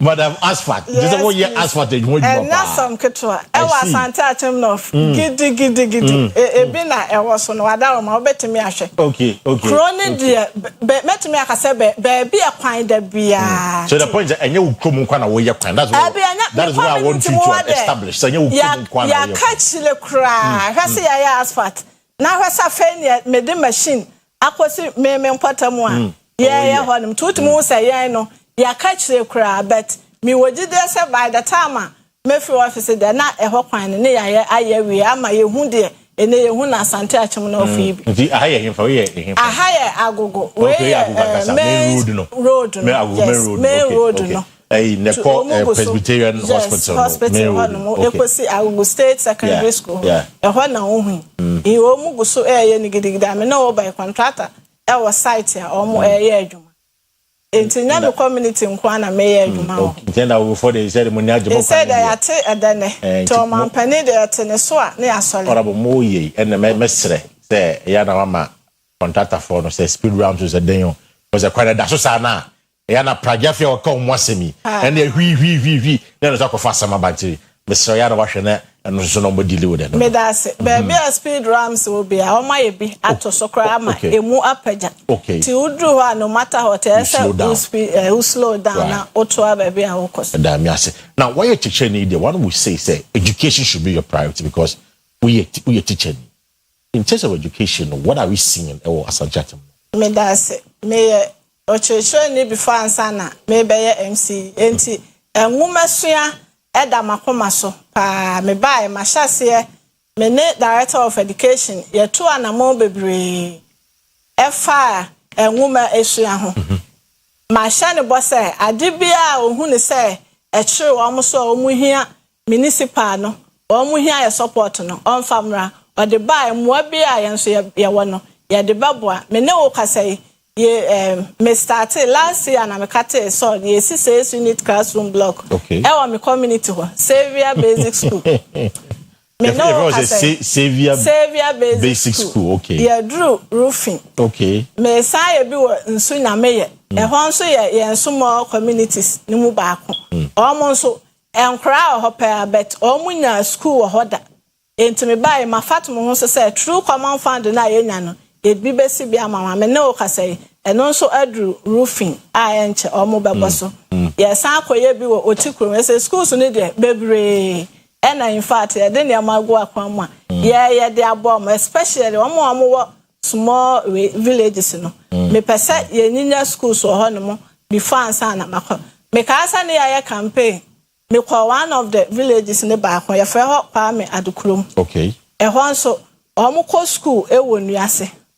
school yes bobo structure 2026 school me ne o kase in Ashanti region wow ya fa ho adukulom enti ya kwa no me sha omo basa omo mampaye send this baban mu ya beba besi 3 unit classroom block e wo ho e de ama omo ampa na me ayado me say ya ba na me na masa be municipal chief executive enti me first project no so me de bi ko ho but unfortunately ho kwan enye we ye nso a start say tutoyi omu ntime mfa ne makra enko site enti ma hye omu ba say senso na no brass kakra omu ti unit ne de e wo ho no ye twan senso ne baba fam e ba fam ma mema contractor na ko ho no akwa start na wasi wo omu dan no mama machine so akwa reshaping okay and also first time in history the machine esi kwan so say ye wo mu kwan ya mo no so me ba mama machine na ko with drape machines no mama o makwa ya o mo kwan ni free junction omo fa so de ko ho akwa akosi sa akwa me adukrom ho ama omo tenu so yeguso. I see. And to school so de before sa me nkwa de na ya bi pa. Na mo ye bi pa. Any other specific things that which me aka say one of your achievement about this one year? My achievement the so asphalt ya omo ye e kan ho. Yeah, reshaping some of the small villages in Oha. Omo kwan ya omo de ko no enye kwa na nsa agogo so yeah, farming community. Yeah, that's true. Most of our crops no ye nya free ye nso more we say no ye kan board there agogo is one known of plantain. Omo kwan ya bet ya factory ya ho so a sa ni nkrase small we ni kwan de ya ye ni na with the help of drip machines no. Wow. Ya ye reshaping papa me no ka say kra contract our site a oye ba ko odo me ho so omso cocoa road a omo do cocoa fa so e de bakom no so machines so a omo ye ama wo mo enti achievement de men kan boreholes ana ede do ye hin we ye borehole we ye frɛ eno so ye small village ni bi ye frɛ ho nene me pa chon okay e ho so yakotu bi wo ho ya tu bi wo ho nso ni ho kra ya tu bi wo ho one of we no so ye ofoli krobon eno so ye small ni na kra me bubo so na wo ana ni krom aside ho say what e holding a be hold them nyanti me ma go main town nankaza we me chief compound me first chief compound and buy embassy no nti ma wie ya wie nja anesi fo wo ye na me nyan commission ya kwa nyan commission da ba na be commission yes awie an say animu ho no ba animu na so na aye kakra ho no na de tu de ne ma na de nyina fanti afa na yes so me omonye omo ya refilling but me catch them by now crowd they bet me ba so omo ayewi ti ma chom so omo wi a omo mfre na ye mebie ano na fe ye mpe ene machines ni ade no so ye guso ayetu ho anamon enti enu se ye nwe we ne de na omo best ni ade on be yusu na ye ready se ye ko bi ano ana ye de sa na ma ni na ye ka ho ni ya bi ni ba ko Chief company there wo serve 12 communities. Serve 12 communities. Yes. Wow. Honum. Baby a we ni se no ye frɛ ho a free sle. A free sle. Because when na ye ana ni krom echi. A free sle. That's very deprived though. Where deprived area. Ana ni krom is very deprived area. Eastern region. And a boshia that area. Okay. Into a serve communities be to say na ne ho ka ho ofoli krobon abreche krom kwame communities bebre na ebe benefit e free chief compound here yes e wo hoi me enche mesan akate so de ebe ye ba ko eno so ye frɛ won hia ye so okay e ho na ye small villages a omo eba bibi se ya mfa so omo aka achi e wo ho no nti ye se ye dwen omo ho na omo so nyina saa enema we say nti o kasema say your focus is more on the small villages no my deprive yeah o my deprive actually Omo deserve better. Yeah. And we see then. Where 6 unit classroom block na American. Okay. So this is the existing one. Yeah, this is the existing one. Where KG block. Okay. And no young community hobby. Me buy no omo de me ko na in fact ya abuwa ne sa. Na ya abuwa nkwala tim eco school enti we ni first renovation me buy me ye. E ma te say o ma ye we kama enkra no ekomunya baby eti esuade into education there because na makoma so na meboa eda makoma so pa timi gosonso etu ho anam but obi asend message say route na ubobodin no em say eye agogo nkwa na ya say wo ka ho asem na o se baby di hwidiem timi za say e ho so den e koso ho say what kwa na nye kra ho hwidiem no ka say contractor na wo ye asphalt no omo wo ho say me no ka say omo ye mo hwidiem wo drains no omo be drains be fans and omo the asphalt way no eguso okay enti say am no ka say the drains no na omo after drains no na omo at aye we no peko atoso enti wonyi na ka ho enye agogo nko a I see we just send a message say but I don't know how this one relates to you but let me ask you or say dum so mo community hopa enokre dum so ho enokre Osim business then now ya fa dum so no. Oh, yeah, matu ho na mo pi. Say na me aboya nya solar nso. Ya de SCC krom kakra nti ego so. Say one problem ba ma observe say agogo sense kro ni ba nyina.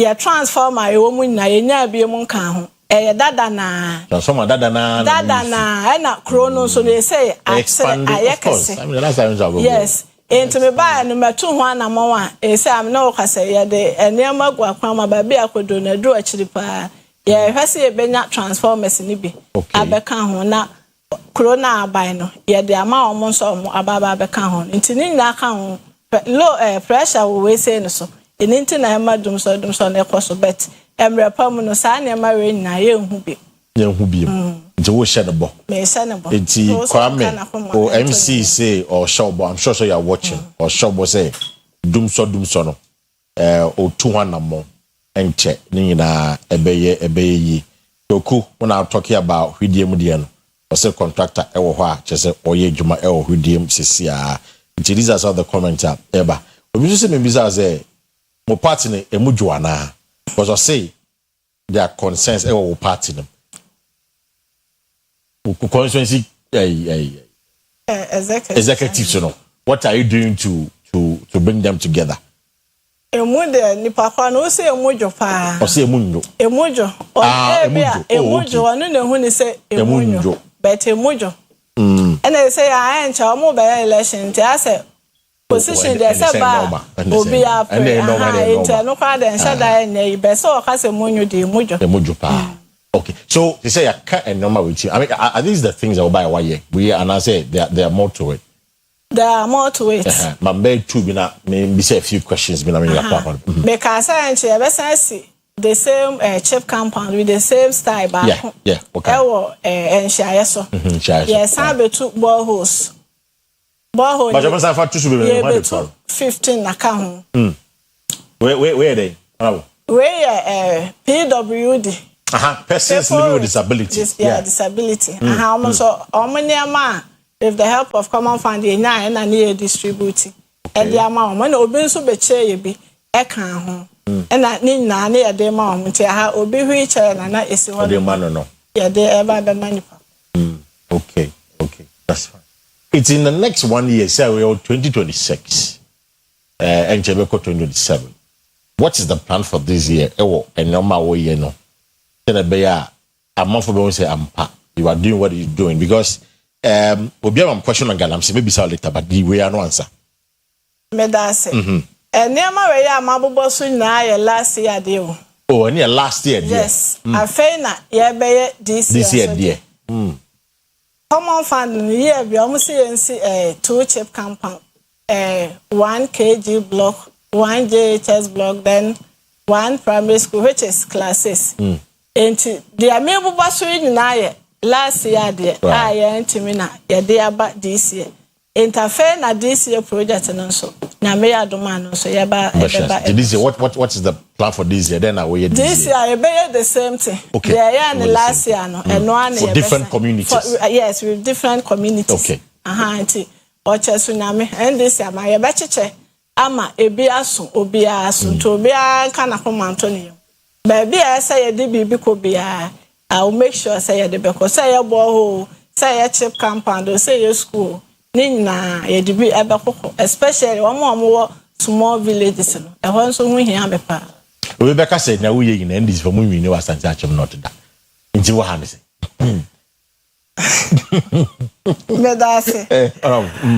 A time will come. Maybe when it's a time will come and this year, very in the city.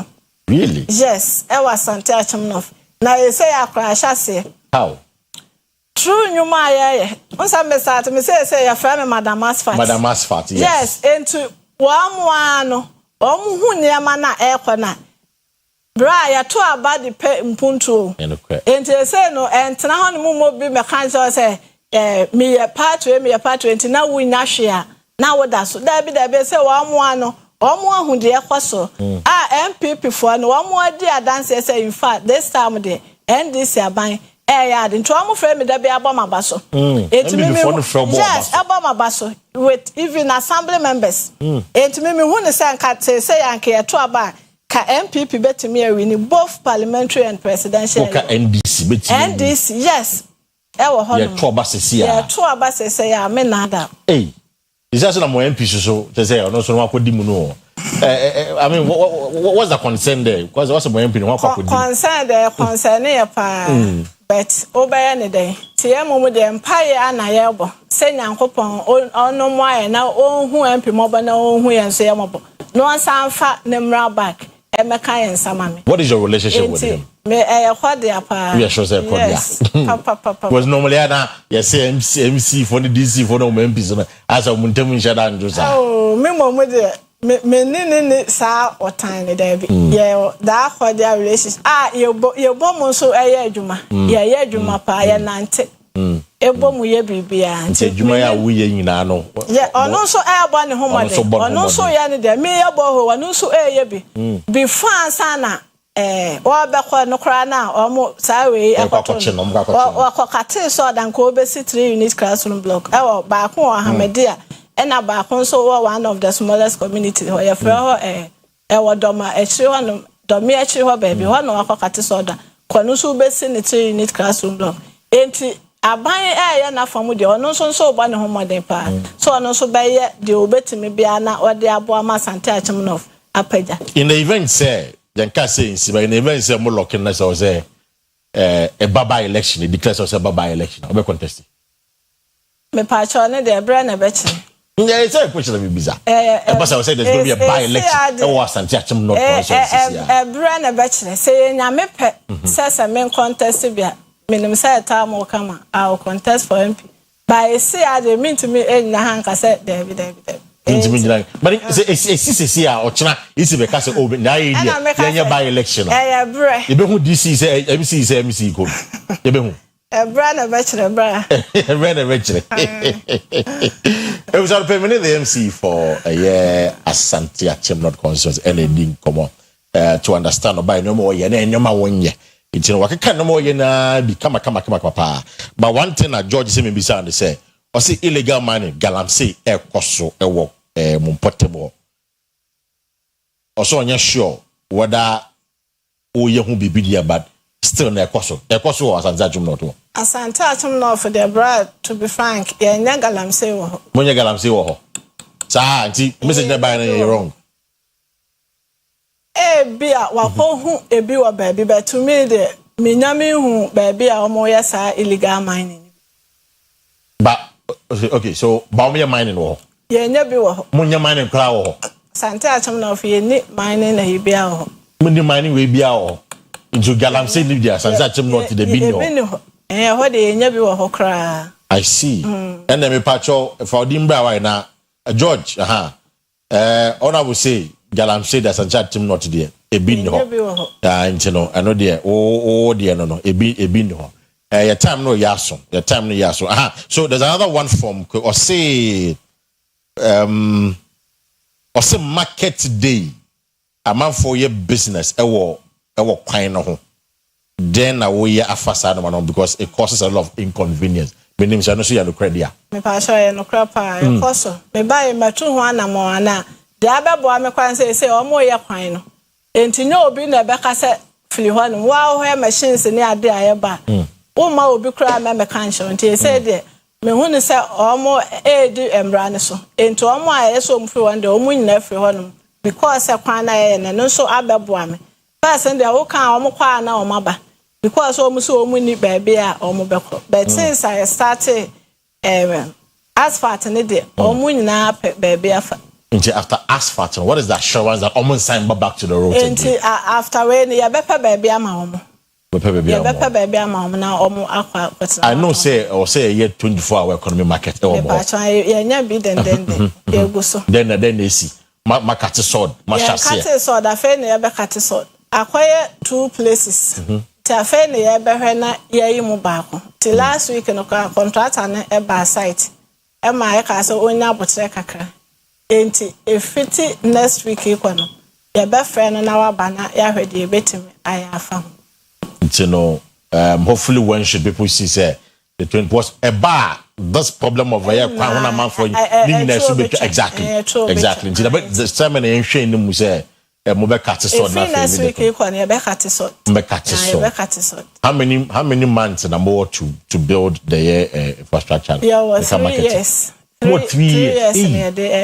I see it is 3 years on going market you for no ton yeah market na nya say ni bi oye obi na enipa yesu I don't know the reason why because me market ho matena ho ton ade da okay during our time near we inside but one na free market ni mo abekwan say obi wo ho no ma o say wo beto ade o nwura inside but o we kwan no ho de a oduru ho a na watobi enti one ye wo market mi onu na wo ho okay but ye fa ba ku dwa kese na ba ko so wo akosomodwom edwa kese mu de ne ho no mo na o ma so aye de a mo edi dwa kwan ho na no pankwan na mo di ho dwa enti edwa no wo ho a yeso wo mo ko dwa nim ekodi dwa better so didn't na ma binum abetena kwan yes na ha ye be ma omu nyina asa ko inside na enya kwan ye de ese ye great all of me that see ano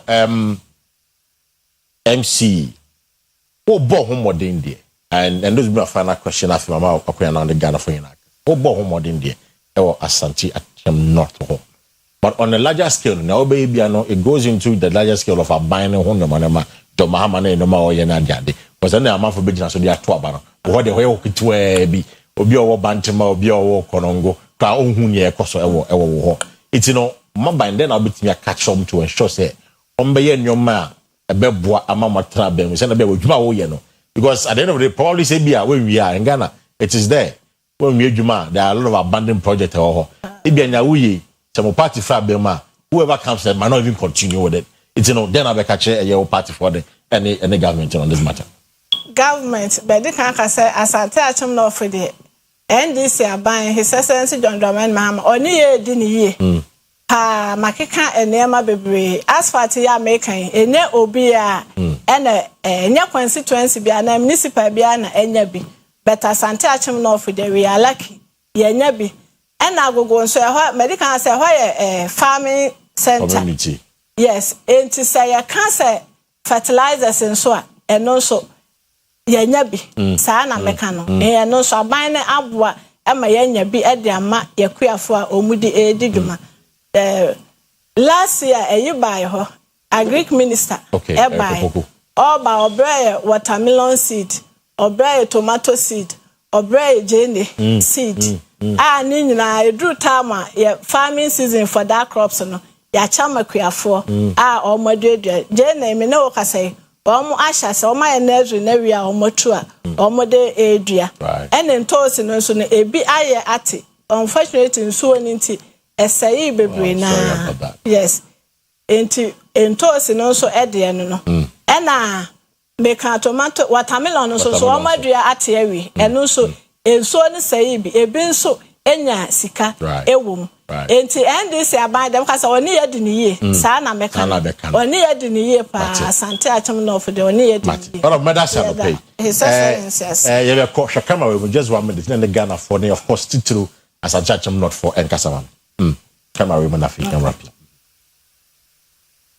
and no one kasa mama wait 1 minute or two na person ka bia ka kire na ya pon meda Ghana abaya se meda NDC for mpanifo nyina se obi anopa wunya adaje etie mi bia meda wase Asante Akyem North meda obi bia sifrin kwala so ebesi mpanifo so empunto ne de miguso a meya ho adwuma mewa aban papa so etai machi entuminim sa oma manim enwu aseda gide na onya me mu na ode sa position we no ema me no obeboa me ama me da yeso ana mani so ade ho a mewa ma Asante Akyem North no ebebam pesa me ye adwuma so that next time omo the position ema oba bia na oma hu say omo de ma oba na obetumi aye adwuma ama na abro emema de eso enti Asante Akyem North meye bi ama obi bia enya enkofo complain asagogo nkwa asagogo enya agogo nkwa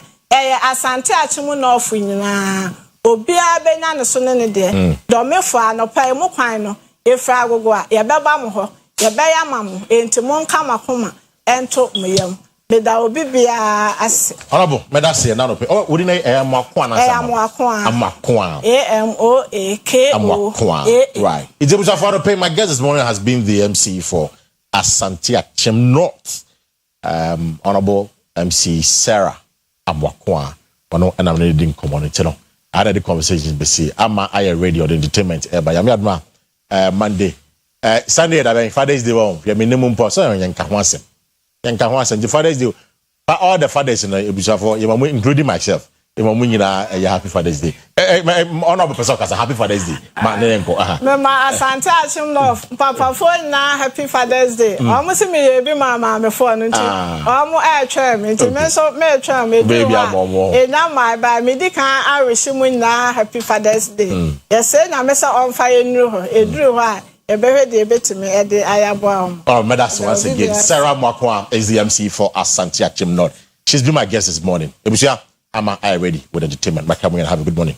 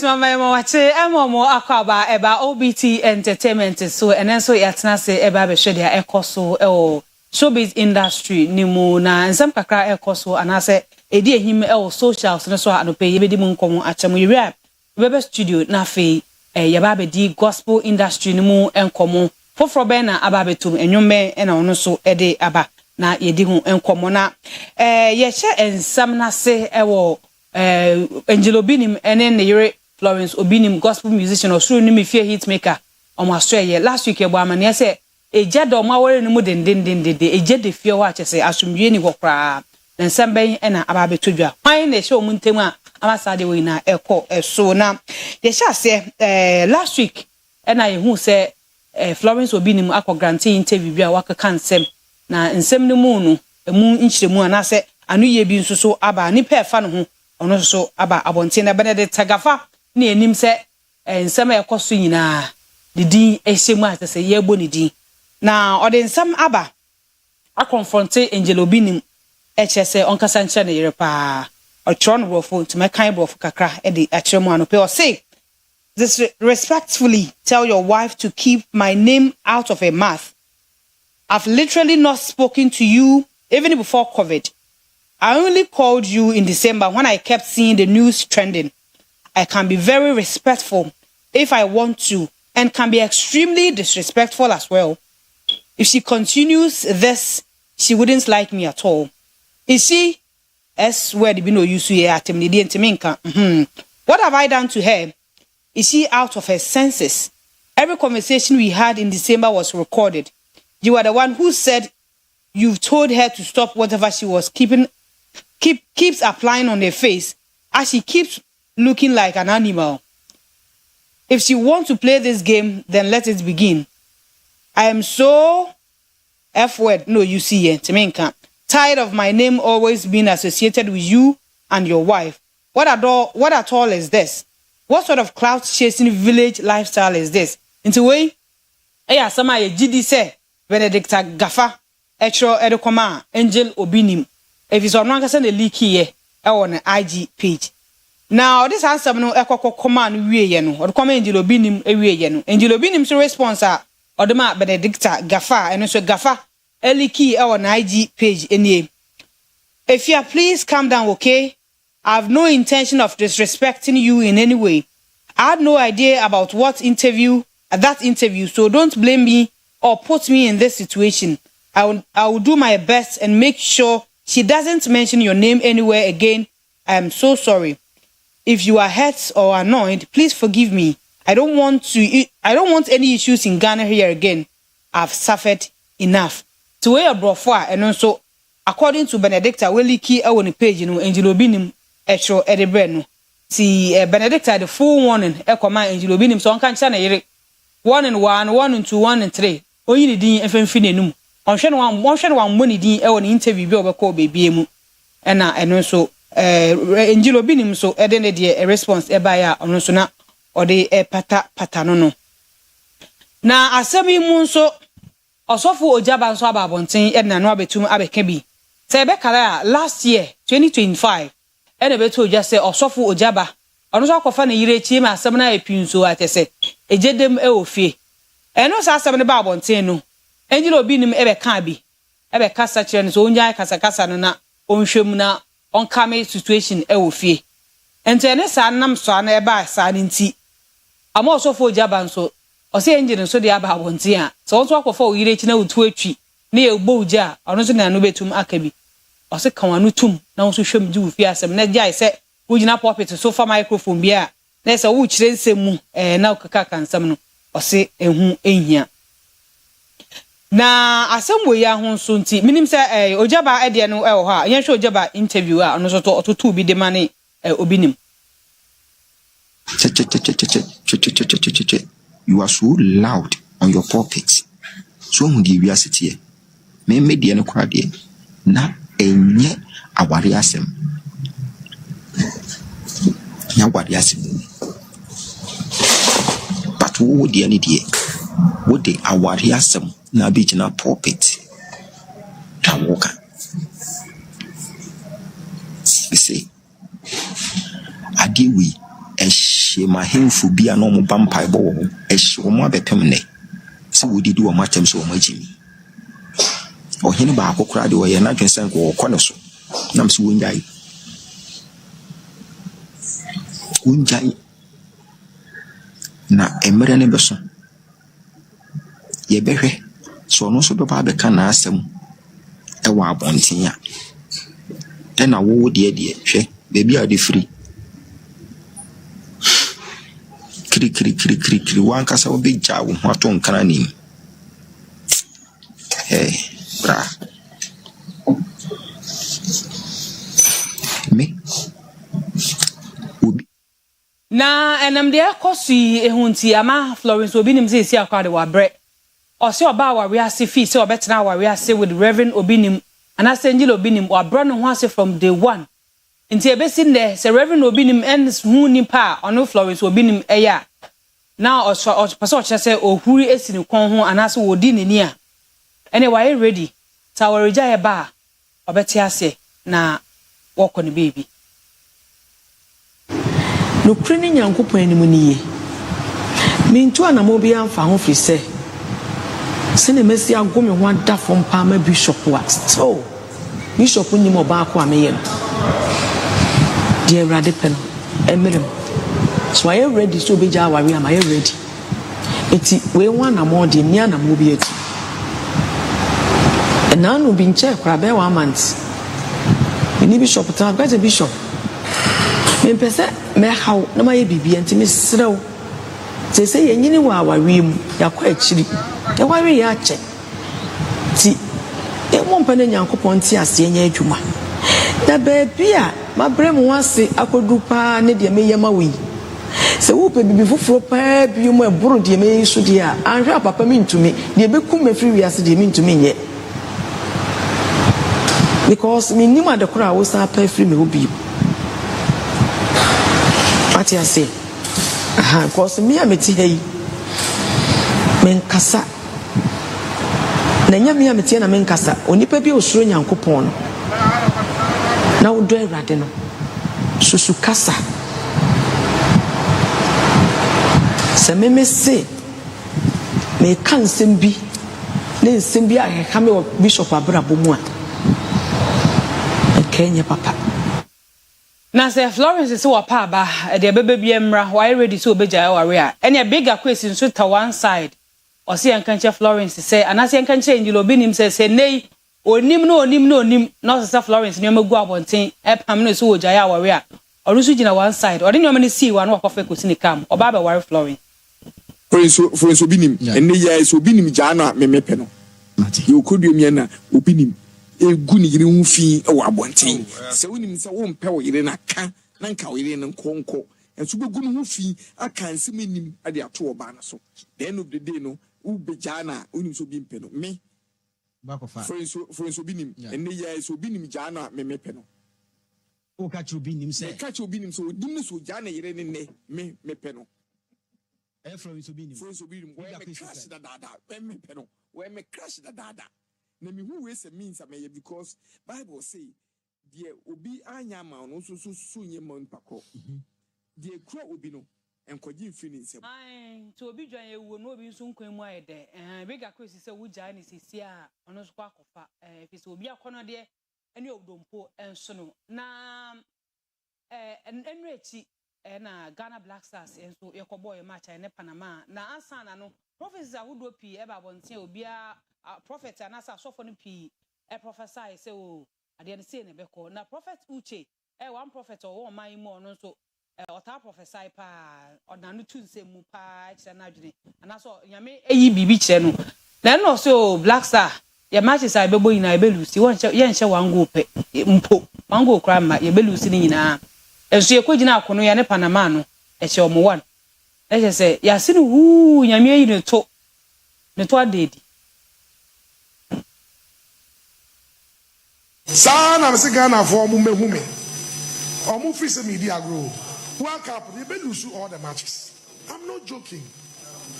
A few moments later. Winner, the overwhelming likelihood is that they will be exiting the tournament. Nearly know it is. Thomas Asante though.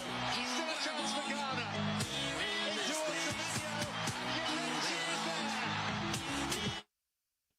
Into It was of Uche, Captain Planet is coming country say ooh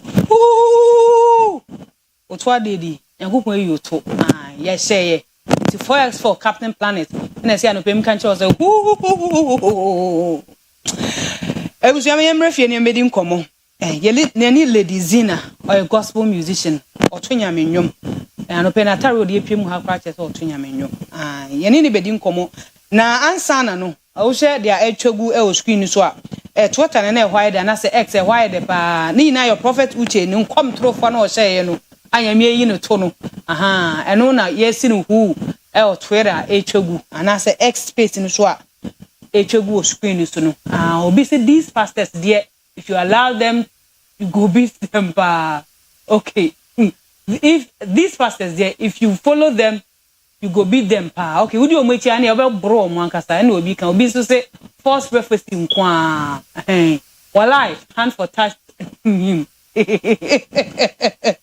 let's enja omo ne fa yansan kaka kan omo nti omo for ensama na say omo Twitter omo do eba ye no bi ana yakenkan bi e de atwem Lady Zina akwaba pacho ho ye die pacho urade adome ho ye pa wuru ha nam say watare die wan opam ya na pacho oh ye designer so pacho oh okay ti wedjuman de na first design fashion design na first and I say design na first and India na edjuma wo yankasa pacho na edjuma na me Lady Zina odi yankasa ye den Medin de Sister Zina. Sister Zina.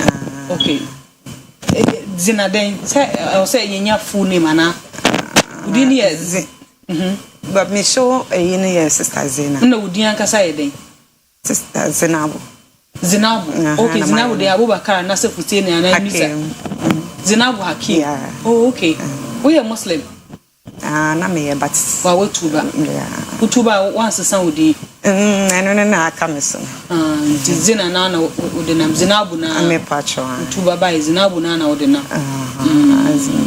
Na Zinabu auto nyamenyum ebefa. Kwa fonka so sesane ye the gospel ana. Anya de the Christian name. Me gusu ame process. To the way they be oversesa. Mesesa. Ebrebe na utuba na ukonkremu kwa edusen ya wutu mana. Ya wumetumu me mama ne me papa nyina me parent bia. To ya santinkremu fantikwa na so no santinkremu. O ya santinkremu. To ebrebe na utuba. Maybe 8 years ago. 8 years ago na utuba. Aware na di utuba ya na se wana ukopie kusedi bia se na utuba. No. Nya ware me ana me jai nya bibia. Nya hwe de ma ujai. Paul Satan na no so no nam Damascus kwan so na ya mo nkonko bo no hwe ho. So bo no hwe ana sesan no be Paul. All the time be den na ma yes wo film kremo mu aba Kristo mu. Oh, nya me hu yin say on say kremo na ye wo mu a aya na kasa no a ye kan ye de e bompaye no ya na e different kakra obe kan Arabic me pesa me chese e de na ma wo ye se wo nkonkremu bi but obe Kristo ni no en na pesa bi what ho na wo ye se o ana obi na oh me fa problem bi kakra but some bi ndi aya na me pese e ho no de ti no why me hu say Kristo so me eye ti na mama ba Kristo oh okay to be been a man who free eba Kristo oh okay nti enyum no so be pie mu time be enyum for say I know so be 8 years na me starting ti be din kan de e bi buy but am fa ana me gusua me yede me so yes oh yeah na didn't na 1 year we are senyum na yes a gospel now be oh me nya no vision say me to nyum enyuma me to na enye ewi asenyum e gospel na me nim kwan ya fa so e to nyum but me nya no vision say me to nyum na nyuma me to the gospel and ama me to me hu by 3 times okay say flow one me hu sa de ni biem so brani na we nkremu na me ye kremu yeah na me kremu tebetu aka say no kwa ka ho bi na we ye say le o betu baba ye Kristo ni na ka ho ana bibi su ka ho ke ba me say ba say na wo tro nyuma na say ti e ba say na me hu ni say me to nyuma na wo daye mu na omo a me gina wo ma no nyina ye Kristofo ye Christian songs so na me ye dey na me to nti no e ba say me start e ho a na nyum na nkasa ye dey me no kasa na nyum e ba ti na ma start de metuma try na me try de mentumi na me record this na e ma metumi e dey first album na album nti enya single album nyum say na wo so 10 na mama songs yeah album title ne dey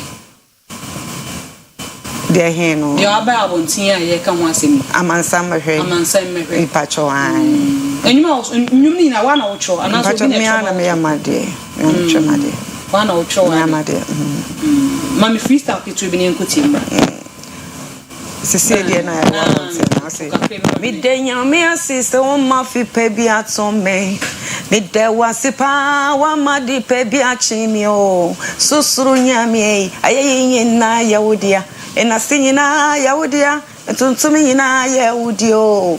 Mida wasie o mida wasie amansa mo mehwe ne Ewurade wa ye Ewurade ayo. Sisu wa ma fi pe bia tu me. Mida wasie pa wa ma di pe bia chi mi o. Susuru nyamie ayaye nyina ya udia. Enase nyina ya udia. Tuntumi nyina ya udio. Mida wasie mida wasie amansa mo mehwe ne Ewurade wa ye Ewurade ayo. Amansa mo mehwe ne Ewurade wa me ni mo agwasia. Amansa mo mehwe ne Ewurade wa ma di pe bia chi mi. Amansa mo mehwe ne Ewurade wa Yesu masebio. Amansa mo mehwe ne Ewurade aye.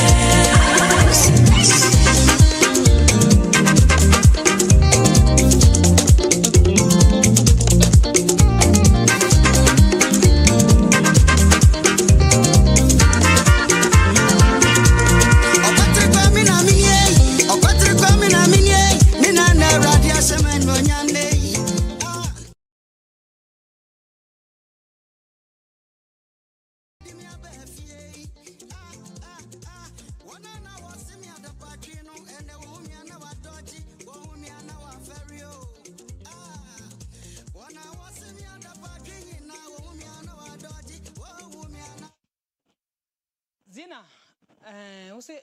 Amansa mehwe. Amansa mehwe. Then they album title. To also nyum 10 also. Those. We first nyum out there about in. So we the count to be that na. Medical to be that. Year ben no.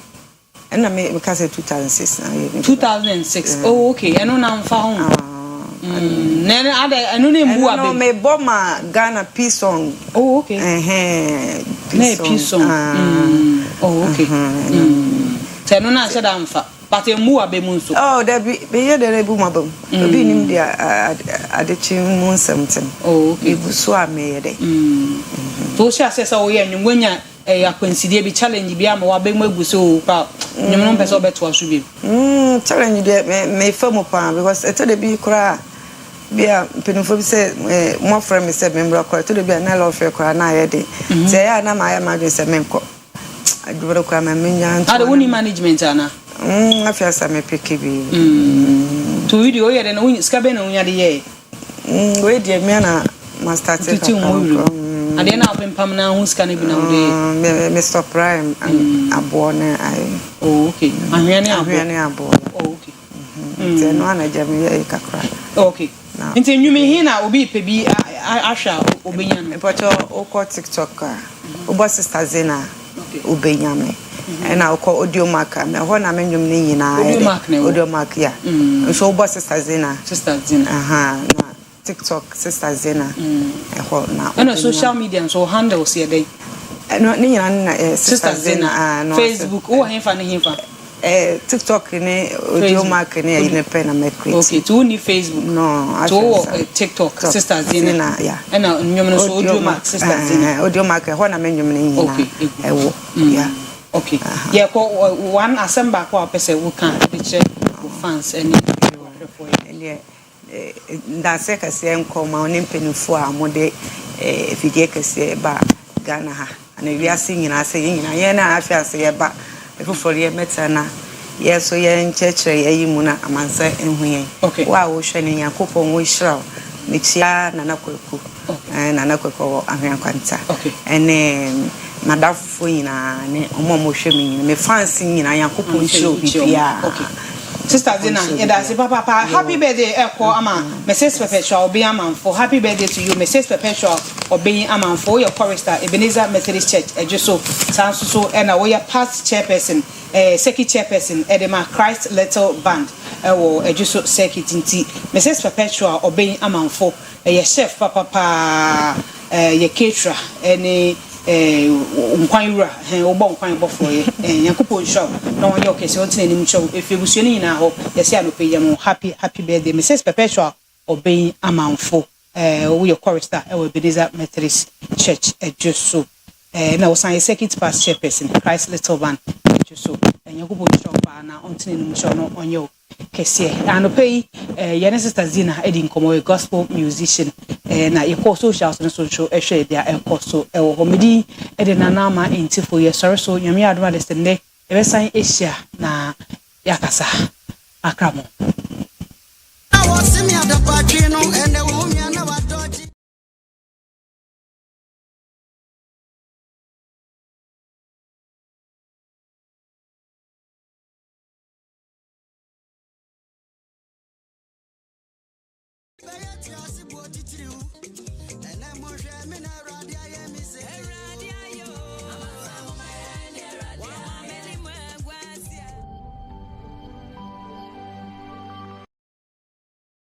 Oyerepa TV, Efrinyame.